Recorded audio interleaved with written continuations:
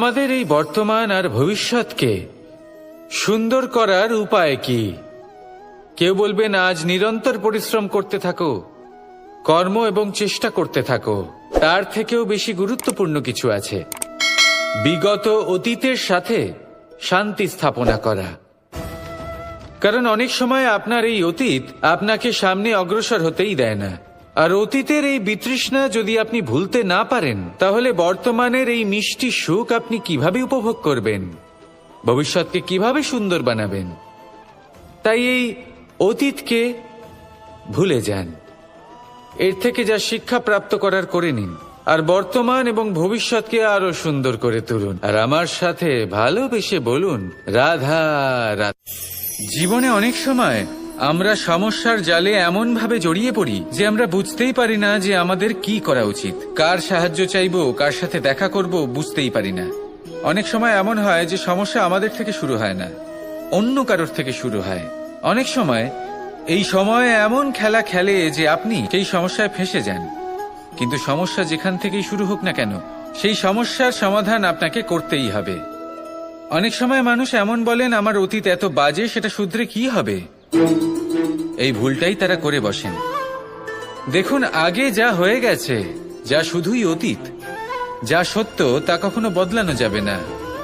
কিন্তু এটাও সত্যি যে এখন থেকে সামনের যে পথ, সেটাও আপনার হাতে রয়েছে। আপনি একে ভালোও বানাতে পারেন, খারাপও বানাতে পারেন। তাই আপনার এটা শুধরে নেওয়াই উচিত। কারণ মানুষ আসলে তার নিজের অতীতকে নয়, তার বর্তমানকে প্রভাবিত করতে পারে। এই বর্তমানই পরবর্তীকালে অতীত হবে, যা আপনি শুধরে নিতে পারেন। তাই আপনি সেই চেষ্টাই করুন, নিরন্তর চেষ্টা করুন। ধন্যাত্মক দৃষ্টিভঙ্গি নিয়ে নিজের বুদ্ধি প্রয়োগ করুন, সাহসের সদ্ব্যবহার করুন, যাতে আপনার আগামী সময় আপনি আরো ভালো করে তুলতে পারেন। আপনার সমাপ্তি আর সমাপ্তির পথে এই যাত্রা, তাকে আপনি সুখময় করে তুলতে পারেন। তাহলে এটাই করুন আর আমার সাথে ভালোবেসে বলুন, রাধা। মানুষের সবথেকে বড় শক্তি কি? তার বাহুবল, অর্জন করা ধন, নাকি তার পেছনে দাঁড়িয়ে থাকা তার সমর্থক বা প্রশংসকদের দল, নাকি ঈশ্বরের আশীর্বাদ? সেটা কি? মানুষের সবথেকে বড় শক্তি হলো একটাই, আর তা সকলের মধ্যে আছে। আর তা হলো তার নিজের অস্তিত্ব, যা অন্য কারোর মধ্যে নেই। সংসারে অনেক লোক রয়েছেন, কিন্তু কেউ আপনার মতো নন। এটা হলো আপনার শক্তি, এ হলো আপনার নিজস্ব শক্তি। দুর্ভাগ্যবশত বেশিরভাগ মানুষ এটা বুঝতে পারেন না, নিজের শক্তিকে চিনতে পারেন না। কিন্তু যদি আপনি চিনতে পারেন, তাহলে আপনি নিজের অন্তরে অনুভব করবেন একটা অসীম শক্তির অস্তিত্ব। যে সাফল্যের পথে আপনি চলছেন, আপনি দেখবেন যে এই সাফল্যের দ্বার নিজে থেকেই খুলে গেছে। শুধু প্রয়োজন হলো নিজের এই শক্তিকে চিনে নেবার, নিজের এই বিশেষত্বকে বোঝার। কারণ এই যে আপনার বিশেষত্ব, এ কোনোদিনও আপনার থেকে দূরে চলে যাবে না, চিরকাল আপনার সাথে জড়িত থাকবে। যদি আমি বাহুবলের কথা বলি, সময়ের সাথে সেটা চলে যাবেই। যদি কথা বলি অর্জিত ধনের, তাহলে সময়ের সাথে সেটাও চলে যাবে। মিত্র, পরিবার, বন্ধু, আশীর্বাদ, এই সবকিছু আপনার থেকে দূরে চলে যেতে চলেছে, সেটা আপনিও জানেন। কিন্তু এই যে আপনার অস্তিত্ব, আপনার বিশেষ শক্তি, যা শুধু আপনার সাথে আছে, তা চিরকাল আপনার সাথেই জুড়ে থাকবে। দরকার হলো শুধুমাত্র এটা চিনে নেওয়ার, নিজের উপর বিশ্বাস রাখার, আর জীবনে এগিয়ে চলার। আপনি যদি এটা করেন, তাহলে সবাই এটা দেখে আপনার থেকে শিক্ষা নেবেন। অমৃত আসলে কি? আমরা সবাই জীবনে অমৃত লাভ করতে চাই, কিন্তু এই অমৃত আসলে কি? এ কি অমরত্ব লাভ করার কোনো মন্ত্র, নাকি সামনে এগোনোর কোনো পথ? নাকি অমৃত সেই রস যা অসুর আর দেবতারা সমুদ্র মন্থন করে লাভ করেছিলেন? নাকি সেই ওষুধ যা ঋষি মুনিরা ভ্রমণ করে খুঁজে বের করেছিলেন? অমৃত যদি কিছু হয়, তাহলে তা হলো আশা। কখনো কোনো মাতাকে দেখুন, উনি নিজের সন্তানকে কত আগলে রাখেন, তার যত্ন নেন, তার পালন পোষণ করেন, এই আশা নিয়ে যে পরবর্তী জীবনে এই সন্তান খুব বড় কিছু করবে, ওনাদের খুব ভালোবাসবে। এবার আগামী দিনে কি হতে চলেছে তা আমরা জানি না, পরমুহূর্তে কি হতে চলেছে তা আমরা জানি না, আগামী মুহূর্তে আপনি জীবিত থাকবেন কিনা সেটাও আমরা জানি না। কিন্তু আমরা অনেক বছরের পরিকল্পনা বানিয়ে ফেলি, সেটা অবশ্য মন্দ নয়। দেখুন, জীবন যাপন করার এই আশা, এটাই ভবিষ্যতের আধার হতে পারে। তাই এই আশা হলো গুরুত্বপূর্ণ, তাই একে নিজের সাথেই রাখুন। কথায় আছে যে ব্যক্তি নিরাশ হয়ে পড়েন, যার মধ্যে কোনো আশা বাকি থাকে না, তিনি হয়তো বেঁচে আছেন কিন্তু একটা মৃত জীবন যাপন করছেন। তাই এই আশার সঙ্গ কখনো ত্যাগ করবেন না, একে চিরকাল নিজের সাথেই রাখুন। জীবন আনন্দময় হয়ে উঠবে, আর এই হৃদয় তা ভালোবেসে বলবে রাধা রাধা। বৃষ্টির জল যখন মেঘের দ্বারা টিপ টিপ করে ঝরে পড়ে তখন কি ভালো লাগে, তাই না? শুধু যে এই আবহাওয়া ভালো করে তোলে তাই নয়, এই মাটিতে সমাহিত হয়ে একটা অত্যন্ত সুন্দর গন্ধ উৎপন্ন করে। এই লতাপাতা, এই বৃক্ষ এদের জীবন দান করে, এদের পুষ্ট করে তোলে, আর তার সাথেই অনেক জীবের কল্যাণ করে। কিন্তু ভাবুন, যখন বজ্রপাত হয় তখন কি হয়? এই সমস্ত জলের ফোঁটা অনিয়ন্ত্রিত হয়ে যায়, একটা ভয়ানক বন্যার রূপ নিয়ে নেয়, যা শুধুমাত্র মহাবিনাশ করে। এর সারমর্ম কি? এর সারমর্ম হলো কর্ম করুন, কিন্তু তার নিয়ন্ত্রণ রেখে। যদি আপনি নিয়ন্ত্রণে না থাকেন, তাহলে আপনিও জীবনরূপী এই বর্ষার পরিবর্তে ভয়ানক বন্যার রূপ ধারণ করবেন। এবার বিকাশ ঘটাবেন নাকি বিনাশ, সিদ্ধান্ত হলো আপনার। যদি বিকাশ ঘটাতে চান, তাহলে নিজের কর্মের সাথে সাথে নিজের মনকেও নিয়ন্ত্রণ করতে শিখুন। এই মনকে সংযত করুন, একে নিয়ন্ত্রণে রাখুন, নিজের কর্মকে নিয়ন্ত্রণে রাখুন, ভারসাম্য বজায় রাখুন, আর আমার সাথে ভালোবেসে বলুন রাধা রাধা। কখনো ঘোড়া আর তার ঘোড়সওয়ারিকে দেখেছেন? ঘোড়ার ডান এবং বাম দিকে যেন একটা পর্দা লাগানো থাকে। তার কারণ কি? যাতে ঘোড়া অন্য কোনো দিকে দেখতে না পায়, শুধুমাত্র সামনে দেখে আর সেই দিকেই এগোতে থাকে। বলতে গেলে এটা খুব সাধারণ ব্যাপার, কিন্তু এর পেছনে খুব বড় এক বিজ্ঞান লুকিয়ে রয়েছে। আপনি যদি জীবনে নিজের লক্ষ্যে পৌঁছতে চান, তাহলে আপনাকে এদিক ওদিক তাকানো বন্ধ করতে হবে, শুধু সামনে নিজের লক্ষ্যের দিকে তাকিয়ে থাকতে হবে। তখনই জীবনে সাফল্য লাভ করবেন।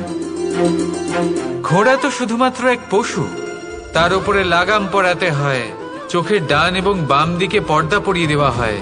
আপনি হলেন মানুষ, আপনাকে লাগাম কে পরাবে? কেউ না, এটা আপনাকে নিজেকেই করতে হবে। মনের গভীরে প্রবেশ করুন আর আবেগগুলিকে লাগাম পরান, তাদের নিয়ন্ত্রণ করতে শিখুন। আর নিজের দৃষ্টি সামনে, শুধু নিজের লক্ষ্যের দিকে। মনে রাখবেন, যদি আপনার দৃষ্টি শুধুমাত্র নিজের লক্ষ্যে থাকে, তাহলে লক্ষ্য ভেদ অবশ্যই করবেন। যদি একাগ্রতা এদিক ওদিক চলে যায়, তাহলে লক্ষ্য হারিয়ে যাবে। রাধা রাধা। রাজ্য, শাসন, সাম্রাজ্য, সংস্থাপনা, এগুলিকে সফল কখন বলা যেতে পারে? কোনো বুদ্ধিজীবী বলেন তখন যখন চারিদিকে শান্তি থাকে, কারোর মনে কোনো প্রশ্ন থাকবে না, শঙ্কা থাকবে না। কিন্তু আমার মনে হয় এটা অনুচিত। কোনো রাজ্যের পক্ষে বা কোনো শাসনকালে সবথেকে বড় সংকট তখন আসে যখন সবথেকে বেশি যোগ্য ব্যক্তি বা সবথেকে বেশি বিদ্বান ব্যক্তিও শুধু মুখদর্শক হয়ে বসে থাকেন। মনে প্রশ্ন আসতে থাকে কিন্তু জিজ্ঞেস করেন না, শঙ্কা উৎপন্ন হয় কিন্তু ব্যক্ত করতে পারেন না। এটা খুবই অনুচিত। এই যে প্রশ্ন, তা আসা খুব ভালো। এই প্রশ্ন অকারণে আসে না, কোনো সমস্যার কারণেই আসে। এই প্রশ্নের দ্বারা আপনি সেই সমস্যাগুলি দেখতে পাবেন যাতে আপনি এতদিন অনভিজ্ঞ ছিলেন, আর যত প্রশ্নের নিবারণ আপনি করবেন ততই আপনার রাজ্য, আপনার শাসন আরো শ্রেষ্ঠ হয়ে উঠবে। এই প্রশ্ন, এই শঙ্কা, এগুলো আপনাকে সমাধানের চূড়াতে অবশ্যই নিয়ে যাবে। সেই জন্য না প্রশ্ন করা অনুচিত, আর না শঙ্কা ব্যক্ত করা অনুচিত, আর না তিনি মূর্খ যিনি প্রশ্ন করেন, শঙ্কা ব্যক্ত করেন। তাই এনাদের কখনো দূরে করে দেবেন না, এনাদের নিজস্ব মতামত রাখতে দিন। যখন সবাই মিলে একমত হবেন তখন নিশ্চিত রূপে বলা যায় যে এই রাজ্য, এই শাসন, এই সংস্থাপনা সাফল্যের শিখরে রয়েছে। তাহলে আসুন আর আমার সাথে ভালোবেসে বলুন, রাধা। প্রকৃতি, নিয়তি কখনোই কারোর সাথে পক্ষপাত করে না, প্রত্যেককে জীবনদান দেয়, সমান সুযোগ প্রদান করে। এটা সেই ব্যক্তির উপরে নির্ভর করে যে সে কিভাবে তার থেকে লাভবান হয়ে উঠবে, তার নির্বাচনের উপর নির্ভর করে, তার দৃষ্টিভঙ্গির উপর নির্ভর করে যে সে কতটা ধনাত্মক বা কতটা নেতিবাচক। দুই ধরনের মানুষ হন। এমন কিছু মানুষ হন যারা প্রত্যেক পরিস্থিতি, প্রত্যেক সমস্যা এবং বিপদে সুযোগ খুঁজে বের করেন। আর কিছু এমন মানুষ রয়েছেন যারা যে কোনো সুযোগে কোথাও না কোথাও থেকে একটা সমস্যা খুঁজে বের করেন। এবার আপনি কি চান? আপনি সুযোগ চান, তাহলে সুযোগ পাবেন। আপনি সমস্যা পেতে চান, সমস্যা তো আপনি চাইলেই খুঁজে পাবেন। চয়ন আপনারই, যে আপনি কতটা ধনাত্মক থাকতে চান, কতটা নেতিবাচক থাকতে চান। ধনাত্মক থাকুন, জীবনে সব কিছু সম্ভব হবে। আসুন আর আমার সাথে ভালোবেসে বলুন, রাধা রাধা। যখনই আমরা কথা বলি জলরাশির বিষয়ে, যখন আমরা তুলনা করি, তখন আমাদের খুব ভালো লাগে মিষ্টি সরোবর, পুকুর, নদী। আর আমরা অপেক্ষা করে থাকি সাগরের জন্য, সমুদ্রের জন্য। কেন করি? কারণ এই সাগর, এই সমুদ্র, এ হলো অত্যন্ত বিশাল আর ভয়ানক। এর জলও কিন্তু নোনতা, যা আমরা পান করতে পারি না। কখনো ভেবে দেখেছেন এই সমুদ্রের অন্তরে এই নোনতা জল, এই নোনতা ভাব, এটা আসে কোত্থেকে? এই যে সমুদ্র, যে প্রবাহমান নদীর থেকে যে খনিজ নির্গত হয়, তার ভান্ডার হলো এটা। সেই খনিজকে নিজের অন্তরে গ্রহণ করে, সেই নোনতা ভাব নিজের মধ্যে সমাহিত করে, আর তারপর সেই নোনতা জল বাষ্পে পরিণত হয়ে ওপরে উঠে যায়, যা মেঘ হয়ে আপনার ওপর মিষ্টি বৃষ্টি হয়ে ঝরে পড়ে।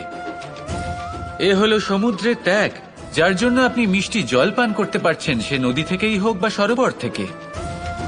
সেই জন্যই হয়তো সাগর হলো এত মহান, হয়তো সেই জন্যই রত্ন সাগরে পাওয়া যায়। তাই মনে রাখবেন, ক্ষমতা তারই হয় যে ত্যাগ করতে জানে, কোনো বিষকে নিজের মধ্যে ধারণ করে নিতে জানে। তাহলে আপনিও এটাই করুন, এতটাই শক্তিশালী হয়ে উঠুন, আর আমার সাথে ভালোবেসে বলুন, রাধা রাধা। বৃষ্টির ফোঁটা কত ছোট, কিন্তু সাগর কত বড়, হিমখণ্ড কত ছোট, হিমালয় কত বড়। কত পার্থক্য আছে দেখুন, দশরথ পুত্র রাম আর শ্রীরাম। দেখুন, একটা ফোঁটা একসাথে মিলিত হয়ে তখন এই বিশাল সাগর তৈরি হয়। সকল হিমখণ্ড যখন একসাথে মিলিত হয় তখন এই বিশাল মহান হিমালয় গঠিত হয়। সেইভাবেই একটা ছোট্ট বনবাস দিয়ে শুরু হয়েছিল একটা যাত্রা, রাম থেকে শ্রীরাম হবার পথে, মর্যাদা পুরুষোত্তম হবার জন্য। কিন্তু এর থেকে আপনি কি শিখলেন? বিন্দু আসলে মহান নয়, মহান হলো সাগর। হিমখণ্ড মহান নয়, মহান হলো হিমালয়। অর্থাৎ কোনো মহান কাজ করার জন্য বা মহান হবার জন্য আপনাকে আরম্ভ করতে হবে ছোট থেকে। একটা অত্যন্ত সরল কিন্তু একটা গুরুত্বপূর্ণ কথা আমি আপনাকে বলতে চাই। দেখুন, আরম্ভ করার জন্য প্রথমেই আপনার মহান হবার কোনো প্রয়োজন নেই, কিন্তু হ্যাঁ, মহান হবার জন্য প্রথমে আরম্ভ করা অত্যন্ত প্রয়োজনীয়। আপনি যদি শুরুই না করেন তাহলে কখনো মহান হতেই পারবেন না। প্রকৃত নিষ্ঠা দ্বারা আরম্ভ করুন। আপনার পদক্ষেপ, আপনার কর্ম যতই ক্ষুদ্র হোক না কেন, তা করতে থাকুন, নিরন্তর চেষ্টা করতে থাকুন। তারপর দেখবেন এই যে মহানুভবতা নিজে পথ চলে আপনার কাছে আসবে। জীবন, এই জীবন আসলে কি? এ হলো জন্ম থেকে মৃত্যু পর্যন্ত এই সময়। কিছু মানুষ এটা বলে থাকেন যে এই যে নিঃশ্বাস নিচ্ছে, এই হলো জীবন। আর প্রত্যেক ব্যক্তি, প্রত্যেক প্রাণী, তাদের নিঃশ্বাস নির্ধারিত থাকে, নির্দিষ্ট হয়ে থাকে। তাকে সেই নির্ধারিত নিঃশ্বাস নিতেই হয়, তারপর তিনি মৃত্যু লাভ করেন। কিন্তু এটা কি সত্যি? সত্যি কি মনুষ্য জীবন এই নিঃশ্বাসের উপর নির্ধারিত থাকে? এই নিঃশ্বাসের গণনাই কি মনুষ্য জীবনের অস্তিত্ব? কখনোই নয়। মনুষ্য জীবন শুধু কিছু নিঃশ্বাস নয় যা একদিন থেমে যাবে। মনুষ্য জীবন হলো সেই নিঃশ্বাসের মধ্যেকার সেই সময় যা দেখে অন্য কারোর নিঃশ্বাস স্তব্ধ হয়ে যেতে পারে। সেই মুহূর্ত যেখানে মানুষ আপনার মধ্যে সেই প্রেম দেখতে পারে, আপনার সাহস দেখতে পারে, আপনার শক্তি দেখতে পারে, আপনার চেষ্টা দেখতে পারে, আপনার পরিশ্রম দেখতে পারে, অন্যায় আর দুর্নীতির বিরুদ্ধে আপনার যুদ্ধ দেখতে পারে। জীবনে গুরুত্বপূর্ণ সেই মুহূর্ত, সেই সময় যেটা আপনি বেঁচে আছেন। সেই সময়ে আপনি এই সংসারের অন্য ব্যক্তিদের জীবন বাঁচার একটা দিশা দেখাতে পারেন, একটা প্রেরণা যোগাতে পারেন, শক্তি দিতে পারেন, আশা দিতে পারেন। তাই জীবনে এটাই করুন। এমন একটা জীবন যাপন করুন যা অন্যের জন্য আদর্শ হয়ে থাকে। এটাই করুন আর আমার সাথে ভালোবেসে বলুন, রাধা রাধা। পুষ্পের সুবাস আমার খুব ভালো লাগে। অত্যন্ত সুন্দর হয় এই পুষ্প। এইভাবে চারিদিকে পুষ্প দেখে মন আনন্দিত হয়ে ওঠে। এবার আপনারা ভেবে দেখুন, আমার চারিদিকে পুষ্প নয়, আগুন আছে। তাহলে কি হবে? আমার শরীর কি জ্বলে যাবে না? অবশ্যই জ্বলবে। শরীরকে কি আগুনের তাপ সহ্য করতে হবে না? অবশ্যই সহ্য করতে হবে। এটাই হলো প্রকৃতির নিয়ম। এই নিয়ম কিন্তু আমরা সবাই জানি, কিন্তু আমাদের মধ্যে বেশিরভাগ মানুষ এই বিভ্রান্তি নিয়ে বাঁচি যে এই যে প্রকৃতির নিয়ম, তা আমার ওপর প্রযোজ্য নয়। তা কিন্তু নয়। আমাদের চতুর্দিকে এই যে নিসর্গ রয়েছে, আমরা তার কতটা ক্ষতি করি সেটা একবার ভেবে দেখুন। আমরা বনাঞ্চল জ্বালিয়ে দিই, বায়ু দূষিত করি, জল দূষিত করি, প্রাণীদের হত্যা আমরা করি। কেন? এই নিসর্গ আমরা নষ্ট করি, যদিও আমরা জানি যে আমরাও হলাম এই নিসর্গেরই অংশ। এবার দেখুন, শরীরের কোনো অংশে যদি আগুন ধরান, আস্তে আস্তে সমস্ত শরীরও জ্বলে যাবে। সেইভাবেই নিসর্গ যদি নষ্ট হয়ে যায়, তাহলে মনুষ্য জাতিও নষ্ট হয়ে যাবে। তাই এই যে নিসর্গ আপনি দেখছেন, এই পুষ্প, এই বৃক্ষ, বায়ু, জল, এদের সকলকে রক্ষা করুন, নষ্ট নয়। মনে রাখবেন, যদি নিসর্গ থাকে মানুষ থাকবে, যদি নিসর্গ থাকে তাহলেই জীবন থাকবে। আসুন আমার সাথে ভালোবেসে বলুন, রাধা রাধা। এই সংসারের সব থেকে বড় সুখ কি? কেউ বলবেন নিজের লক্ষ্য প্রাপ্ত করা, কেউ বলবেন ধন উপার্জন করা, কেউ বলবেন নিদ্রাই সব থেকে বড় সুখ, কেউ বলবেন রাজ্য লাভ করা, আবার কেউ বলবেন মাতার হাত থেকে খাবার খাওয়া, আদি ইত্যাদি। কিন্তু যদি সত্যি কথা বলি, এই সংসারের সব থেকে বড় সুখ হলো সেবা করা। কখনো কাউকে সেবা করে দেখুন। এই সেবা দ্বারা অন্য কোনো মানুষের আশীর্বাদ লাভ করাতেই সুখ রয়েছে। আপনার সেবা ভাব দ্বারা যখন কোনো মানুষ নিজের অন্তরাত্মা থেকে আপনাকে আশীর্বাদ করে, তার থেকে বড় সুখ আর কিছুই নেই। কারণ প্রত্যেক মানুষের মধ্যে ঈশ্বর বাস করেন। নরের সেবাই হলো নারায়ণের সেবা। নিষ্কাম সেবা করাই হলো সব থেকে বড় সুখ। তাই নিজের অন্তরে সেবার এই ভাব জাগ্রত করুন। যে সুখের কথা আমি বলছি সেই সুখ অনুভব করেই দেখুন। এই মন সুপ্রসন্ন হয়ে বলবে, রাধা রাধা। এই সংসারে সবাই বলেন, আমি অর্জুনের মতো হয়ে উঠতে চাই। সবাই চায় যে তারাও যেন অর্জুনের মতো গান্ডীব লাভ করে। তারাও চায় যে তাদেরকেও মহাদেব এসে পশুপতি অস্ত্র দান করবেন। তারাও এটাই চায় মহাভারতের মতো মহাসংগ্রামে বিজয়ী হতে।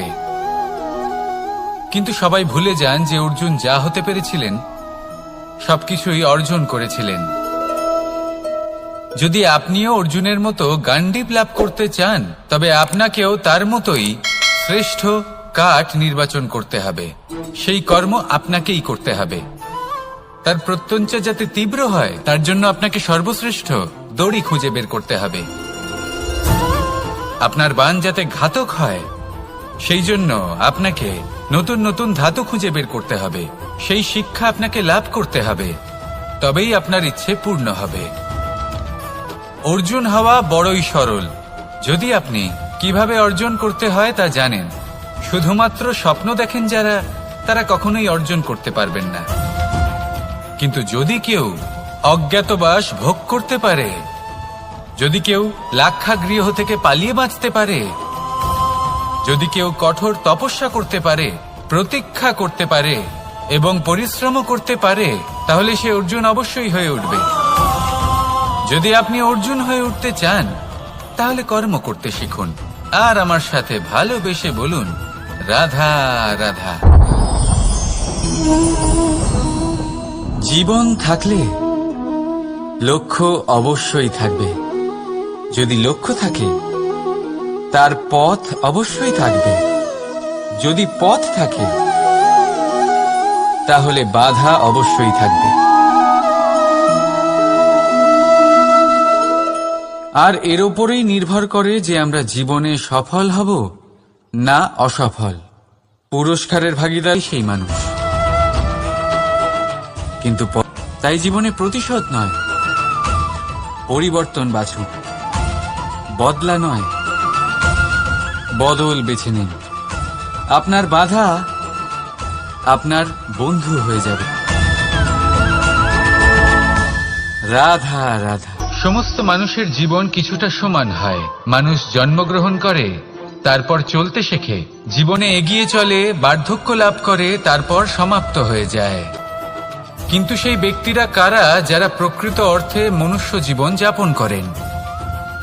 এনারা হলেন সেই ব্যক্তি যারা পড়ে গেলেও আবার উঠে দাঁড়ানোর চেষ্টা করেন, নিজের ভেঙে পড়া অস্তিত্বকে আগলে নিয়ে আবার একটা আকার দেওয়ার চেষ্টা করেন, ভগ্ন আশাকে আবার একটা নতুন দিশা দেন।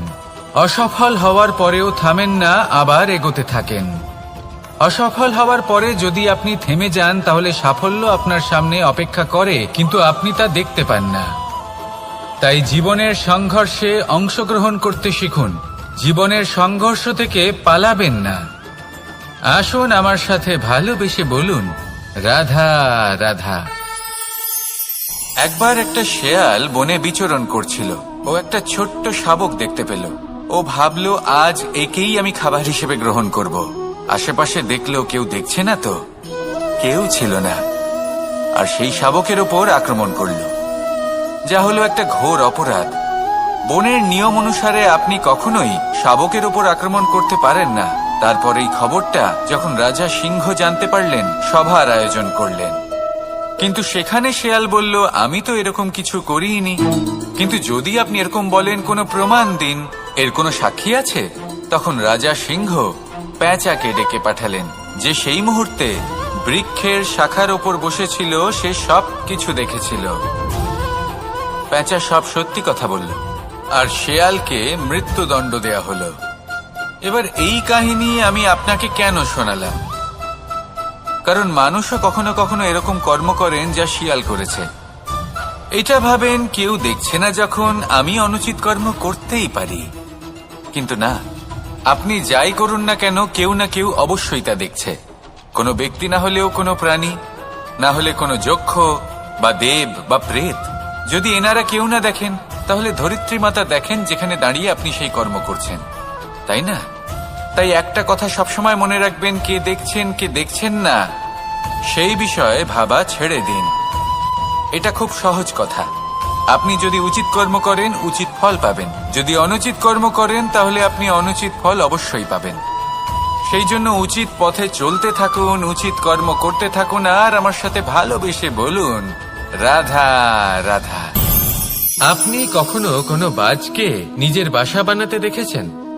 এই বাজ যখনই কোনো বাসা বানায় তখন উঁচু গাছের ডালে বা কোনো পর্বতের শিখরে বাসা বানায়, অনেক উচ্চতায়, আর সেখানে তার সন্তানও জন্মগ্রহণ করে। যখন এই সন্তানেরা জন্মায় তখন এই বাজ খুবই ভালোবেসে এবং খুব সাবধানে এদের পালন পোষণ করে, নিজের ঠোঁট দিয়ে তাদের ঠোঁটে খাবার পরিবেশন করে।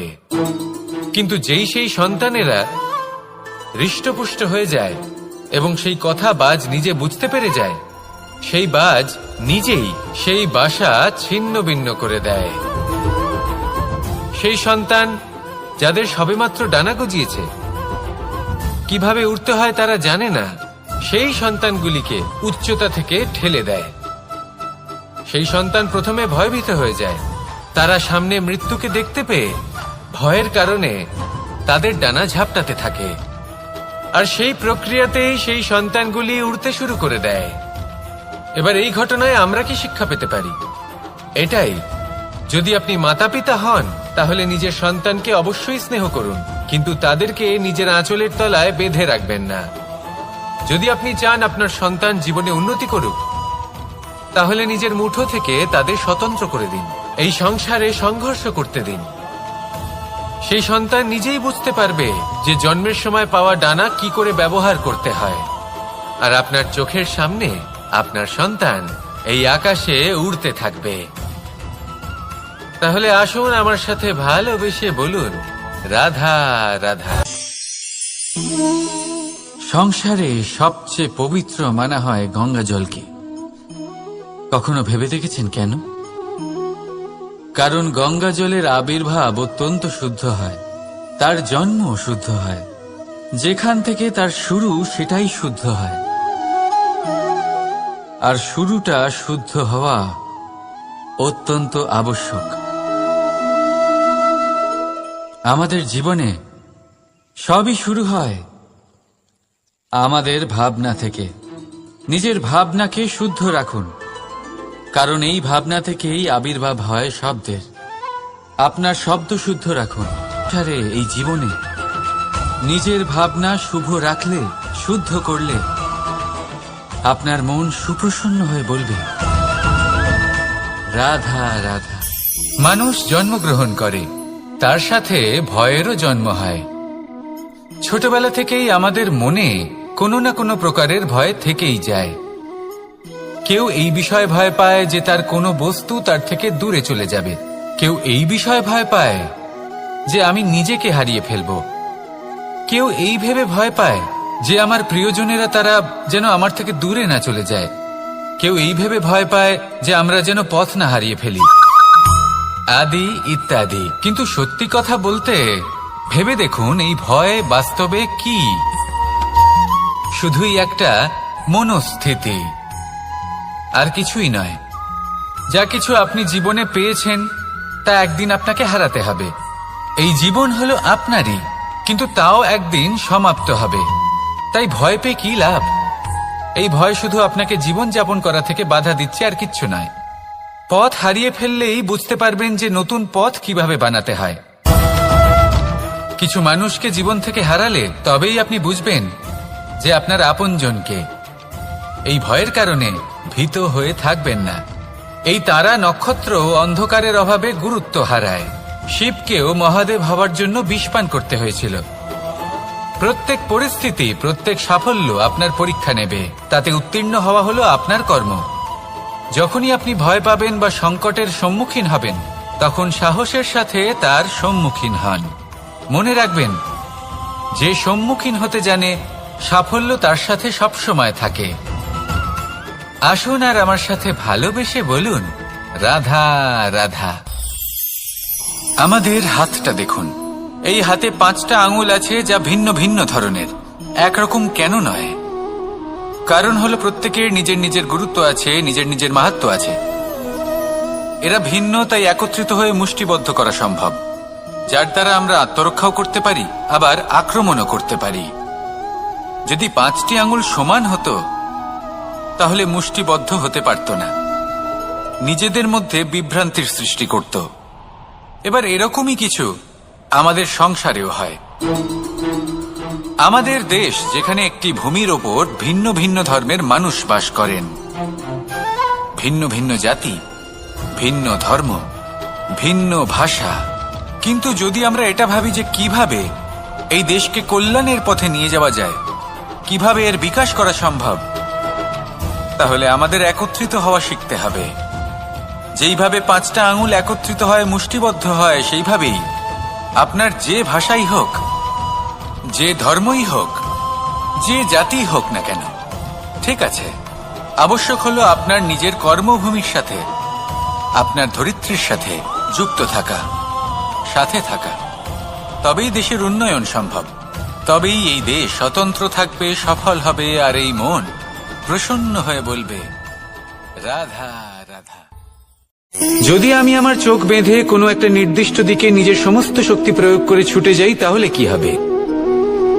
আমি কোথাও ধাক্কা খেতে পারি, নিজের ক্ষতি করতে পারি, কোথাও পড়ে যেতে পারি, তাই না? অর্থাৎ এটা নিশ্চিত এই কাজ আমার করা উচিত নয়।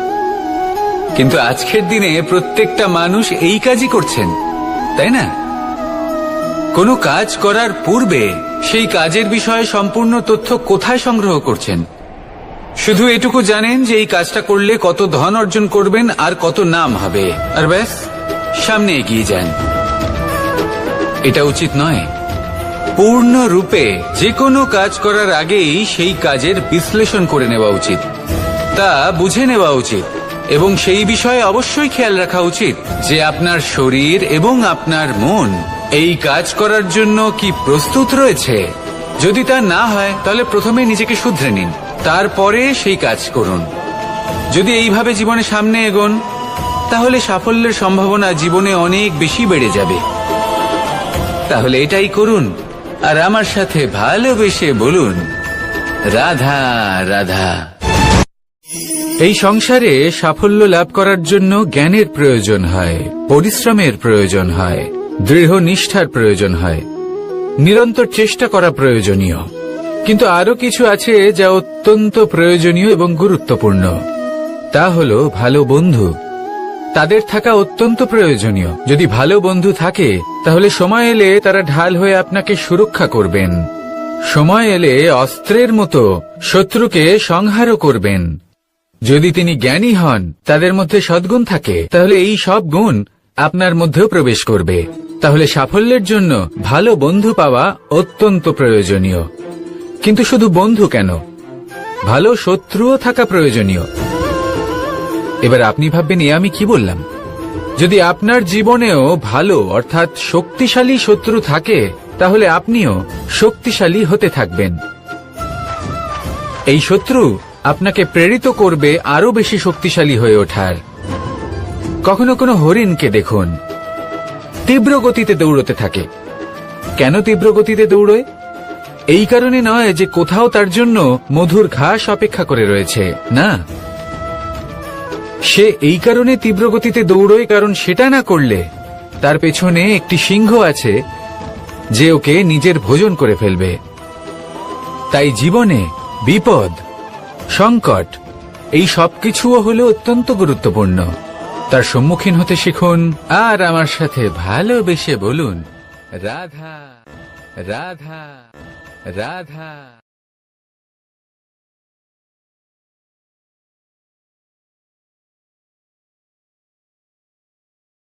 লক্ষ্যে পৌঁছানো অত্যন্ত কঠিন হয়। কেউ ভাবেন যে কেন এত কঠিন হয়, কেন এত কষ্ট করতে হয় লক্ষ্যে পৌঁছানোর জন্য। এই লক্ষ্য সরলভাবে কেন আমার কাছে চলে আসে না? চলুন আপনাকে একটা কথা বলি, যদি আপনার লক্ষ্য কঠিন না হয় তাহলে তাকে পাওয়া আপনার পক্ষে অসম্ভব হয়ে উঠবে।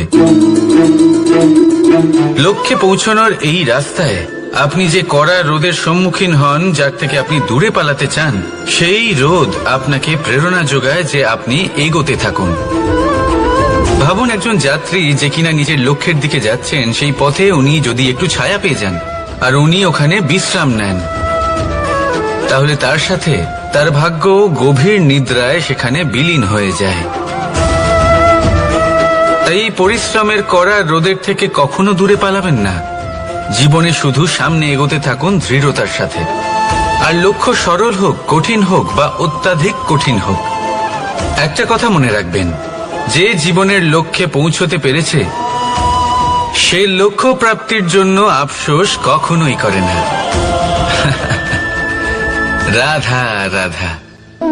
ধৈর্য, এই ধৈর্য কি কোনো গুণ, কোনো অনুভূতি, কোনো দৃষ্টিভঙ্গি? আমার জন্য ধৈর্য এক বাহন। আপনি হয়তো ভাবছেন এই কেমন বাহন? বাহন তো ঘোড়া হতে পারে, হাতি হতে পারে, উটও হতে পারে, কিন্তু ধৈর্যকে বাহন বানানো মানে? চলুন আপনাকে একটা কথা বোঝাই। পৃথিবীতে এমন কোনো বাহন নেই যে তার আরোহীকে আছড়ে ফেলেনি। সেটা উট হোক বা হাতি হোক বা ঘোড়া হোক, চলতে চলতে কখনো নড়বড় করেই বসে। তারপর সেই আরোহী পরে কারোর পায়, তারপর পরে তার নিজের নজরে। কিন্তু ধৈর্যরূপী বাহন কখনো কাউকে ফেলে না, কখনো না। না সেই আরোহী কারোর পায়ে পড়ে, আর না তো নিজের নজরে। কারণ ধৈর্য আপনাকে বিবেক প্রদান করে, বিবেক আপনাকে পরিকল্পনায় সাহায্য করে, আর পরিকল্পনা প্রদান করে আপনাকে শক্তি, আপনার লক্ষ্যের দিকে অগ্রসর হওয়া। বুঝলেন? ধৈর্যকে সঙ্গে রাখুন, নিজেকে আরো ধৈর্যশীল করে তুলুন। এই ধৈর্যের সাহায্যে আরোহণ করে দেখুন কিভাবে এই বাহন আপনাকে আপনার গন্তব্যে পৌঁছে দেবে। রাধা রাধা। সংসারে এমন একটা ভ্রান্ত ধারণা রয়েছে যে সবকিছু ভাগ্যের দ্বারা পাওয়া যায়, কিন্তু ভাগ্য, প্রারব্ধ এ তো সকলের জন্যই সমান হয়।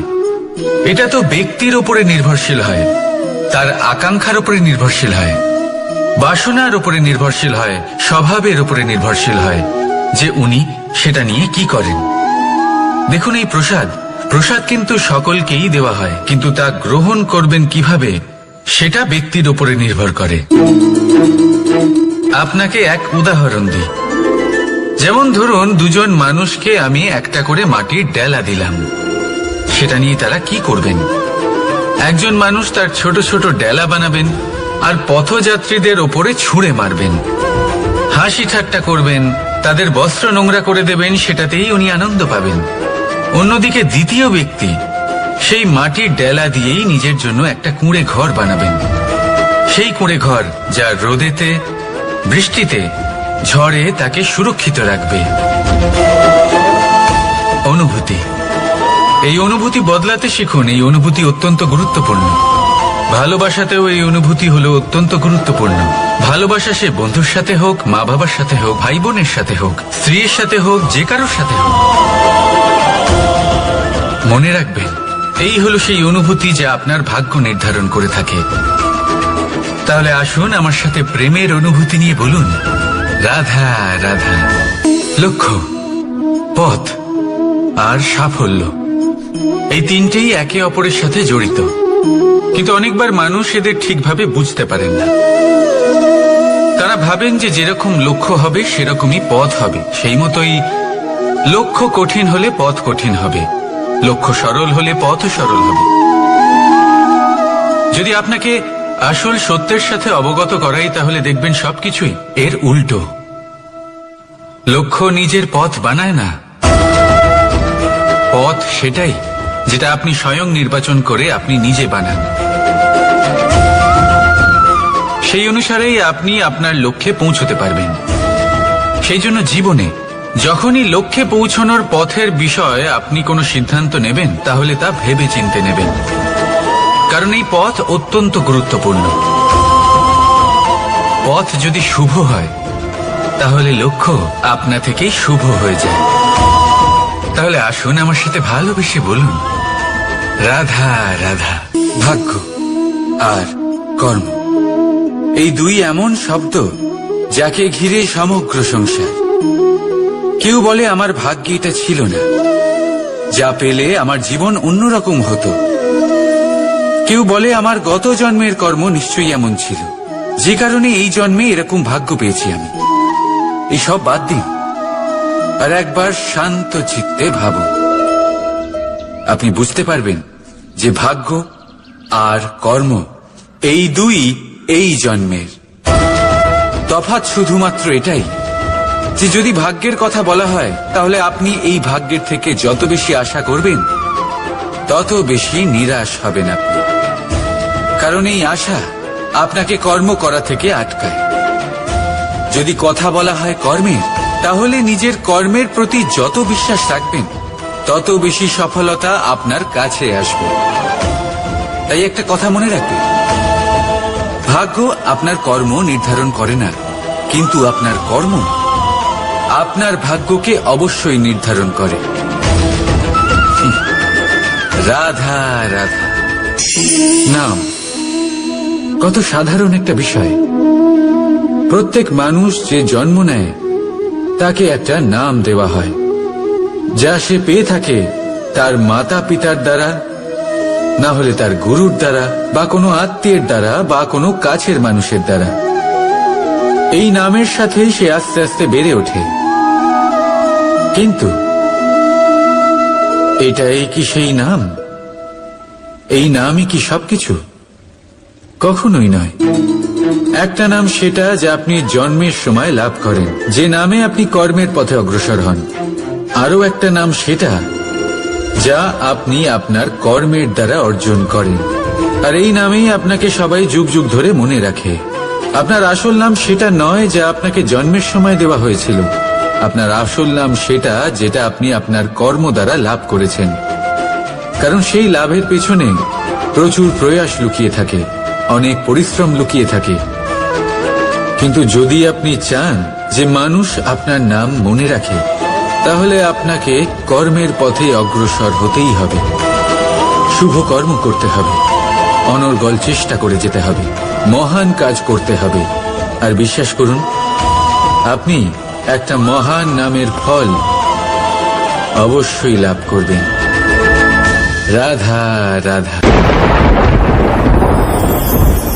আমি এখানে একা এই বনে বসে আছি, বাঁশি বাজাচ্ছি। কার জন্য?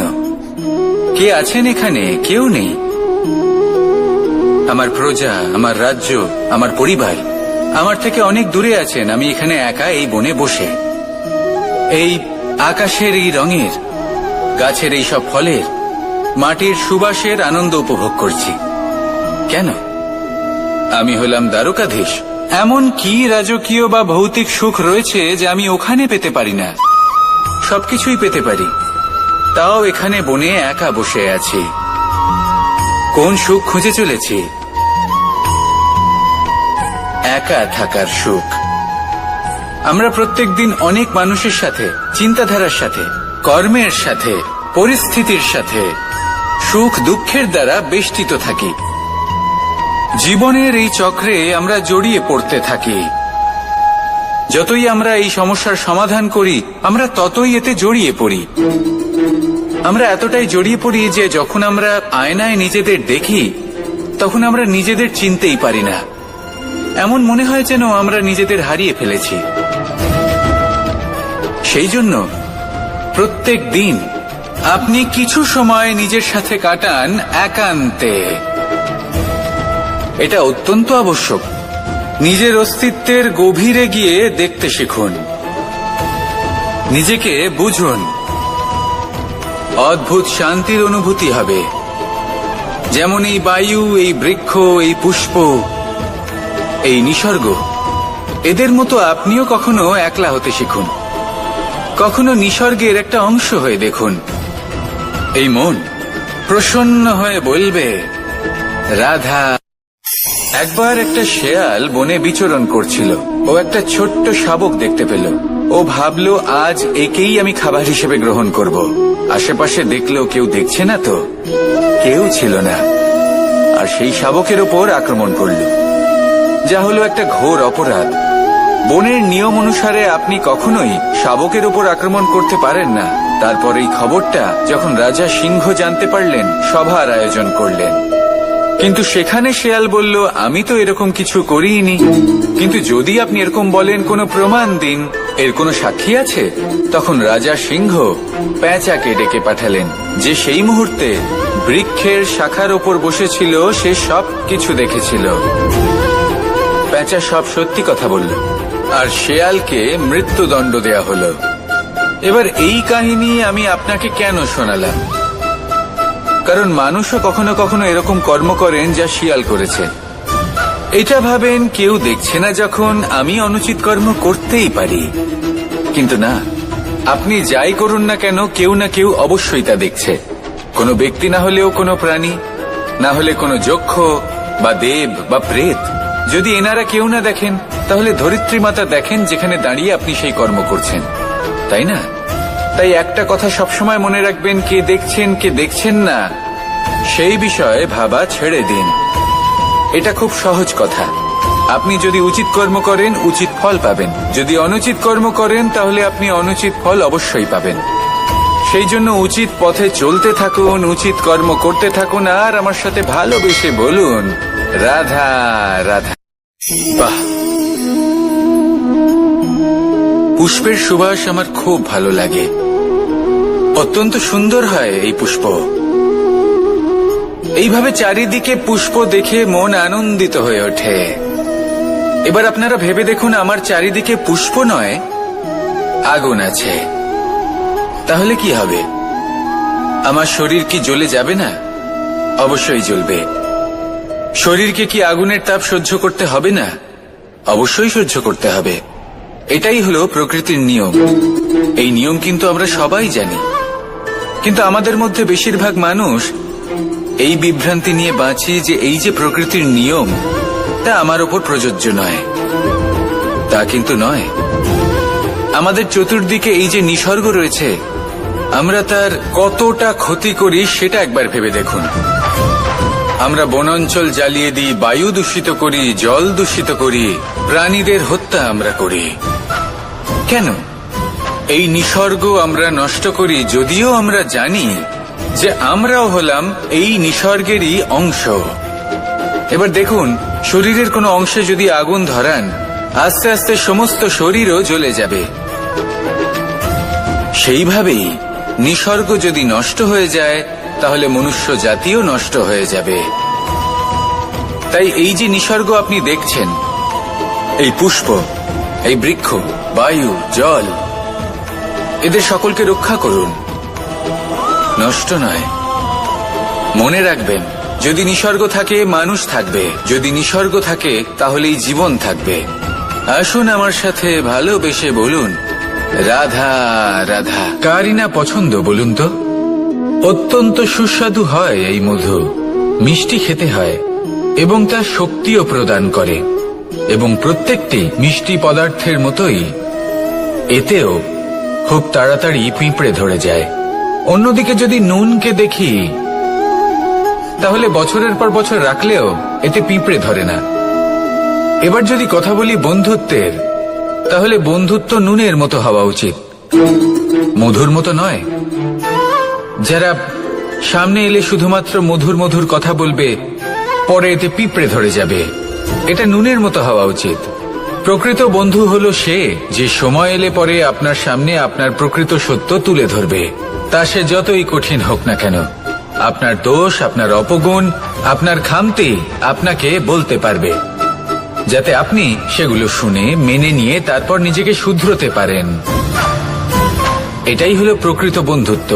কখনো নিজের জীবনের আশেপাশে মন দিয়ে দেখবেন, অনেক সময় এমন মানুষ থাকেন, অনেক বন্ধু থাকেন, যাদের দেখে আমাদের মনে হয় যে এনারা খুব কঠোর, এনাদের কথা খুব কটু।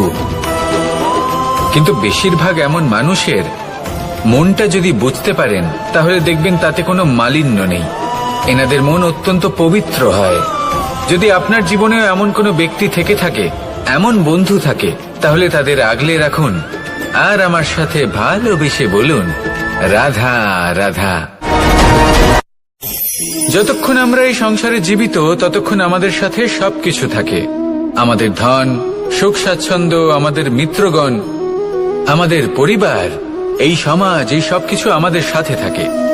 যেদিন আমরা এই সংসারকে ত্যাগ করব, এদের মধ্যে কেউ আমাদের সাথে যাবে না। না ধন, না স্বাচ্ছন্দ্য, না সম্পত্তি। এই সকল মানুষ, এই সমাজ, এরা শুধুমাত্রই শ্মশান পর্যন্ত আমাদের সাথে থাকতে পারবেন। তারপরে যদি আমাদের সাথে কিছু যেতে পারে তাহলে তা শুধুই আমাদের ধর্ম। আর এই সংসারে আমরা নিজেদের যে সুনাম রেখে যাই সেটা সম্ভব শুধুমাত্র কর্মের দ্বারা। সেই জন্য সংসারে যতদিন পর্যন্ত জীবিত আছেন, যদি কিছু অর্জন করতে চান তাহলে ধর্ম অর্জন করুন, ধর্মের বিষয়ে স্পষ্টতা অর্জন করুন এবং কর্ম অর্জন করুন। এটাই হবে আপনার অতীত এবং এটাই হবে আপনার ভবিষ্যৎ, এবং এটাই সকলকে প্রেরণা প্রদান করবে। আসুন আমার সাথে ভালোবেসে বলুন, রাধা রাধা। কোনো যাত্রায় যাব বলে মনে করি, তখনই আমরা প্রস্তুত থাকি আসন্ন বিপদের জন্য বা সংকটের জন্য। যেমন যদি আমাদের মনে হয় যে আজকের পরিবেশ খুব ঠান্ডা হবে, তাহলে আমরা গরম বস্ত্র ধারণ করি বা সেটাকে সাথে নিয়ে যাই। যদি মনে হয় যে বৃষ্টি হতে পারে বা বৃষ্টি হয়ে চলেছে, আমরা দেখছি, তাহলে আমরা একটা ছাতা সাথে নিয়ে নিই। আমরা প্রস্তুত থাকতে চাই এবং এটাই উচিত, এবং সেই কারণেই আমরা যাত্রায় সাফল্য লাভ করি। কিন্তু যদি আমরা কথা বলি জীবনযাত্রা নিয়ে, যা কিনা সব থেকে বেশি গুরুত্বপূর্ণ, তাহলে তার জন্য আমরা পূর্ণরূপে প্রস্তুত থাকি না। আশেপাশের মানুষ, এই সমাজ, আমাদের সাথী, আমাদের মিত্ররা যে কোনো মুহূর্তে বদলে যেতে পারেন।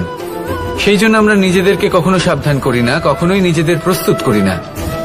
আমাদের এটা কখনোই মনে হয় না যে এরকম হতে পারে, আর সেই কারণেই শেষে গিয়ে আমরা অত্যন্ত দুঃখ পাই। একটা অমূল্য শিক্ষা আছে যেটা আমাদের লাভ করা উচিত, সতর্ক থাকা উচিত। এই জীবনযাত্রার জন্য শুধুমাত্র এই পরিবেশের বিষয়ে তথ্য সংগ্রহ করা বা তাকে অনুমান করা, এটুকু হলেই চলবে না। আমাদের আশেপাশের মানুষজনকে দেখতে হবে, তাদের স্বভাব, পরিস্থিতির ওপর নজর রাখতে হবে। যখন তারা রং পাল্টাচ্ছেন, নজর রাখতে হবে, তা অত্যন্ত আবশ্যক। পরিবর্তন আপনার জীবনে অবশ্যম্ভাবী, সঠিকভাবে তার সম্মুখীন হন। আসুন আমার সাথে ভালোবেসে বলুন, রাধা। বাহ, পুষ্পের সুবাস আমার খুব ভালো লাগে। অত্যন্ত সুন্দর হয় এই পুষ্প। এইভাবে চারিদিকে পুষ্প দেখে মন আনন্দিত হয়ে ওঠে। এবার আপনারা ভেবে দেখুন, আমার চারিদিকে পুষ্প নয়, আগুন আছে। তাহলে কি হবে? আমার শরীর কি জ্বলে যাবে না? অবশ্যই জ্বলবে। শরীরকে কি আগুনের তাপ সহ্য করতে হবে না? অবশ্যই সহ্য করতে হবে। এটাই হলো প্রকৃতির নিয়ম। এই নিয়ম কিন্তু আমরা সবাই জানি, কিন্তু আমাদের মধ্যে বেশিরভাগ মানুষ এই বিভ্রান্তি নিয়ে বাঁচি যে এই যে প্রকৃতির নিয়ম, তা আমার ওপর প্রযোজ্য নয়। তা কিন্তু নয়।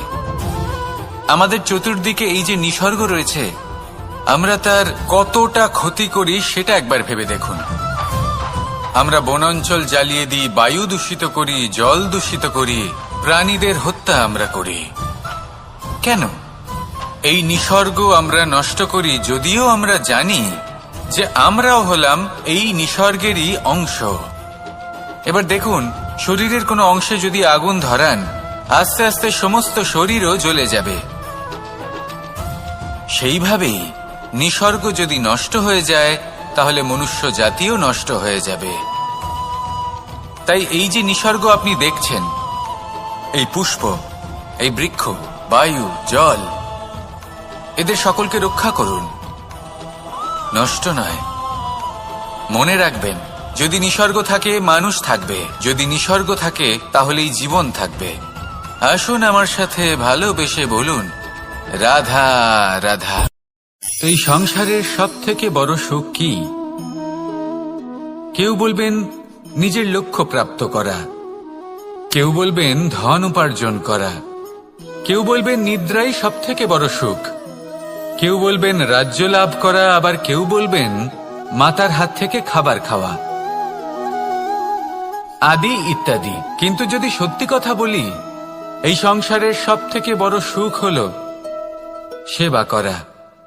কখনো কাউকে সেবা করে দেখুন। এই সেবা দ্বারা অন্য কোনো মানুষের আশীর্বাদ লাভ করাতেই সুখ রয়েছে। আপনার সেবা ভাব দ্বারা যখন কোনো মানুষ নিজের অন্তরাত্মা থেকে আপনাকে আশীর্বাদ করে, তার থেকে বড় সুখ আর কিছুই নেই। কারণ প্রত্যেক মানুষের মধ্যে ঈশ্বর বাস করেন।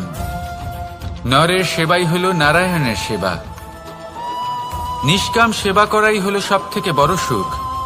তাই নিজের অন্তরে সেবার এই ভাব জাগ্রত করুন। যে সুখের কথা আমি বলছি, সেই সুখ অনুভব করেই।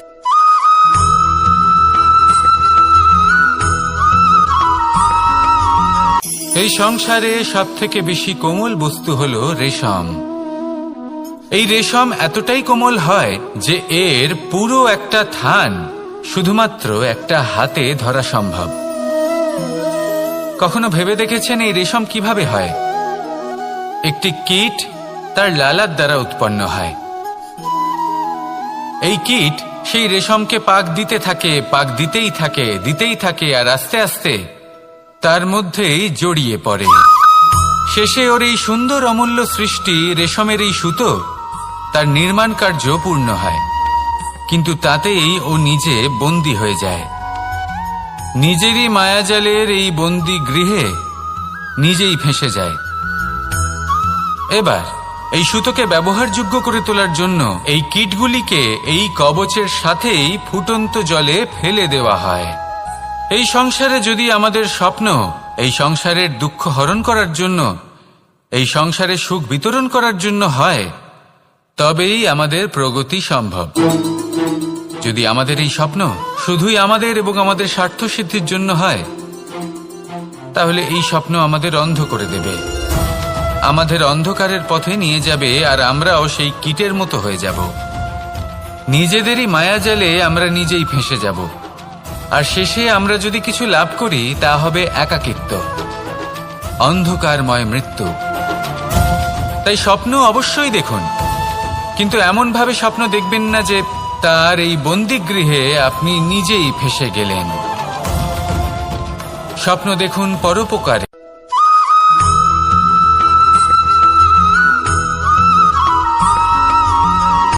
শক্তি শক্তি অর্জন করা এতটা কঠিন নয় যতটা শক্তি লাভ করার পরে সেই শক্তি সামলানো কঠিন হয়।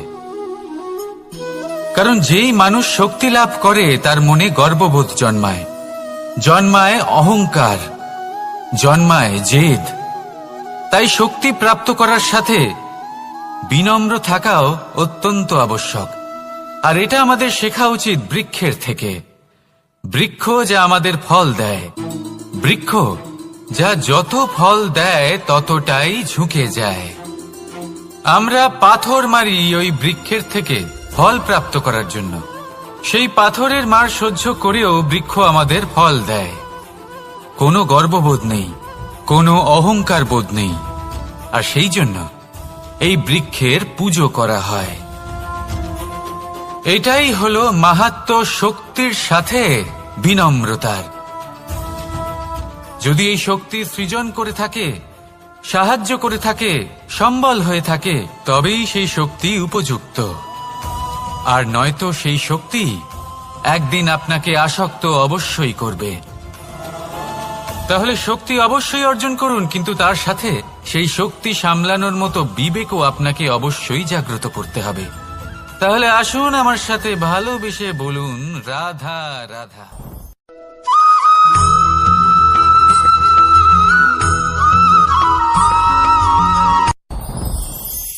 সাথী সাথী এই শব্দটির ব্যাখ্যা কে কিভাবে করে? মিত্র, সখা, বন্ধু। কিন্তু অর্থ একটাই, তিনি যিনি আপনার সঙ্গী হন আর তিনি যার সাথী আপনি হন। এবার সব থেকে বড় প্রশ্ন হলো এটাই যে তিনি কে হতে পারেন যাকে আপনি আপনার সাথী বলে মেনে নিতে পারেন, নিজের সখা, নিজের মিত্র, নিজের বন্ধু মেনে নিতে পারেন। আপনার সাথী হলেন তিনি যিনি দুঃখের সময় আপনার পাশে থাকবেন, আপনার হাত ধরে থাকবেন। আপনার সাথী হলেন তিনি যার হাত আপনি নিজের সুখের দিনে ধরে থাকবেন। সেই সাথীরই হাত ধরুন যিনি দুঃখে সবসময় আপনাকে সাহায্য করার জন্য তৎপর হয়ে থাকেন, আপনার পাশে থাকেন, আর যাকে সুখের দিনে আপনি আপনার সাথে রাখতে পারেন। আর যখন আপনার সাথে আপনার এই সাথী থাকবে, তখন আপনি এটা বুঝবেন যে যখন জীবনে দুঃখ আসে তখন এই দুঃখ কমে যায়, সবার মধ্যে ভাগ হয়ে যায়। আর যদি তখন সুখ আসে তাহলে সেটা সবার উপস্থিতিতে আরো বেড়ে যায়। এটাই হলো প্রেম, এটাই হলো ভালোবাসা, এটাই হলো সঙ্গ। যেমন সম্পর্ক আমার আর রাধার মাঝে। তাহলে আসুন আর আমার সাথে ভালোবেসে বলুন, রাধা রাধা।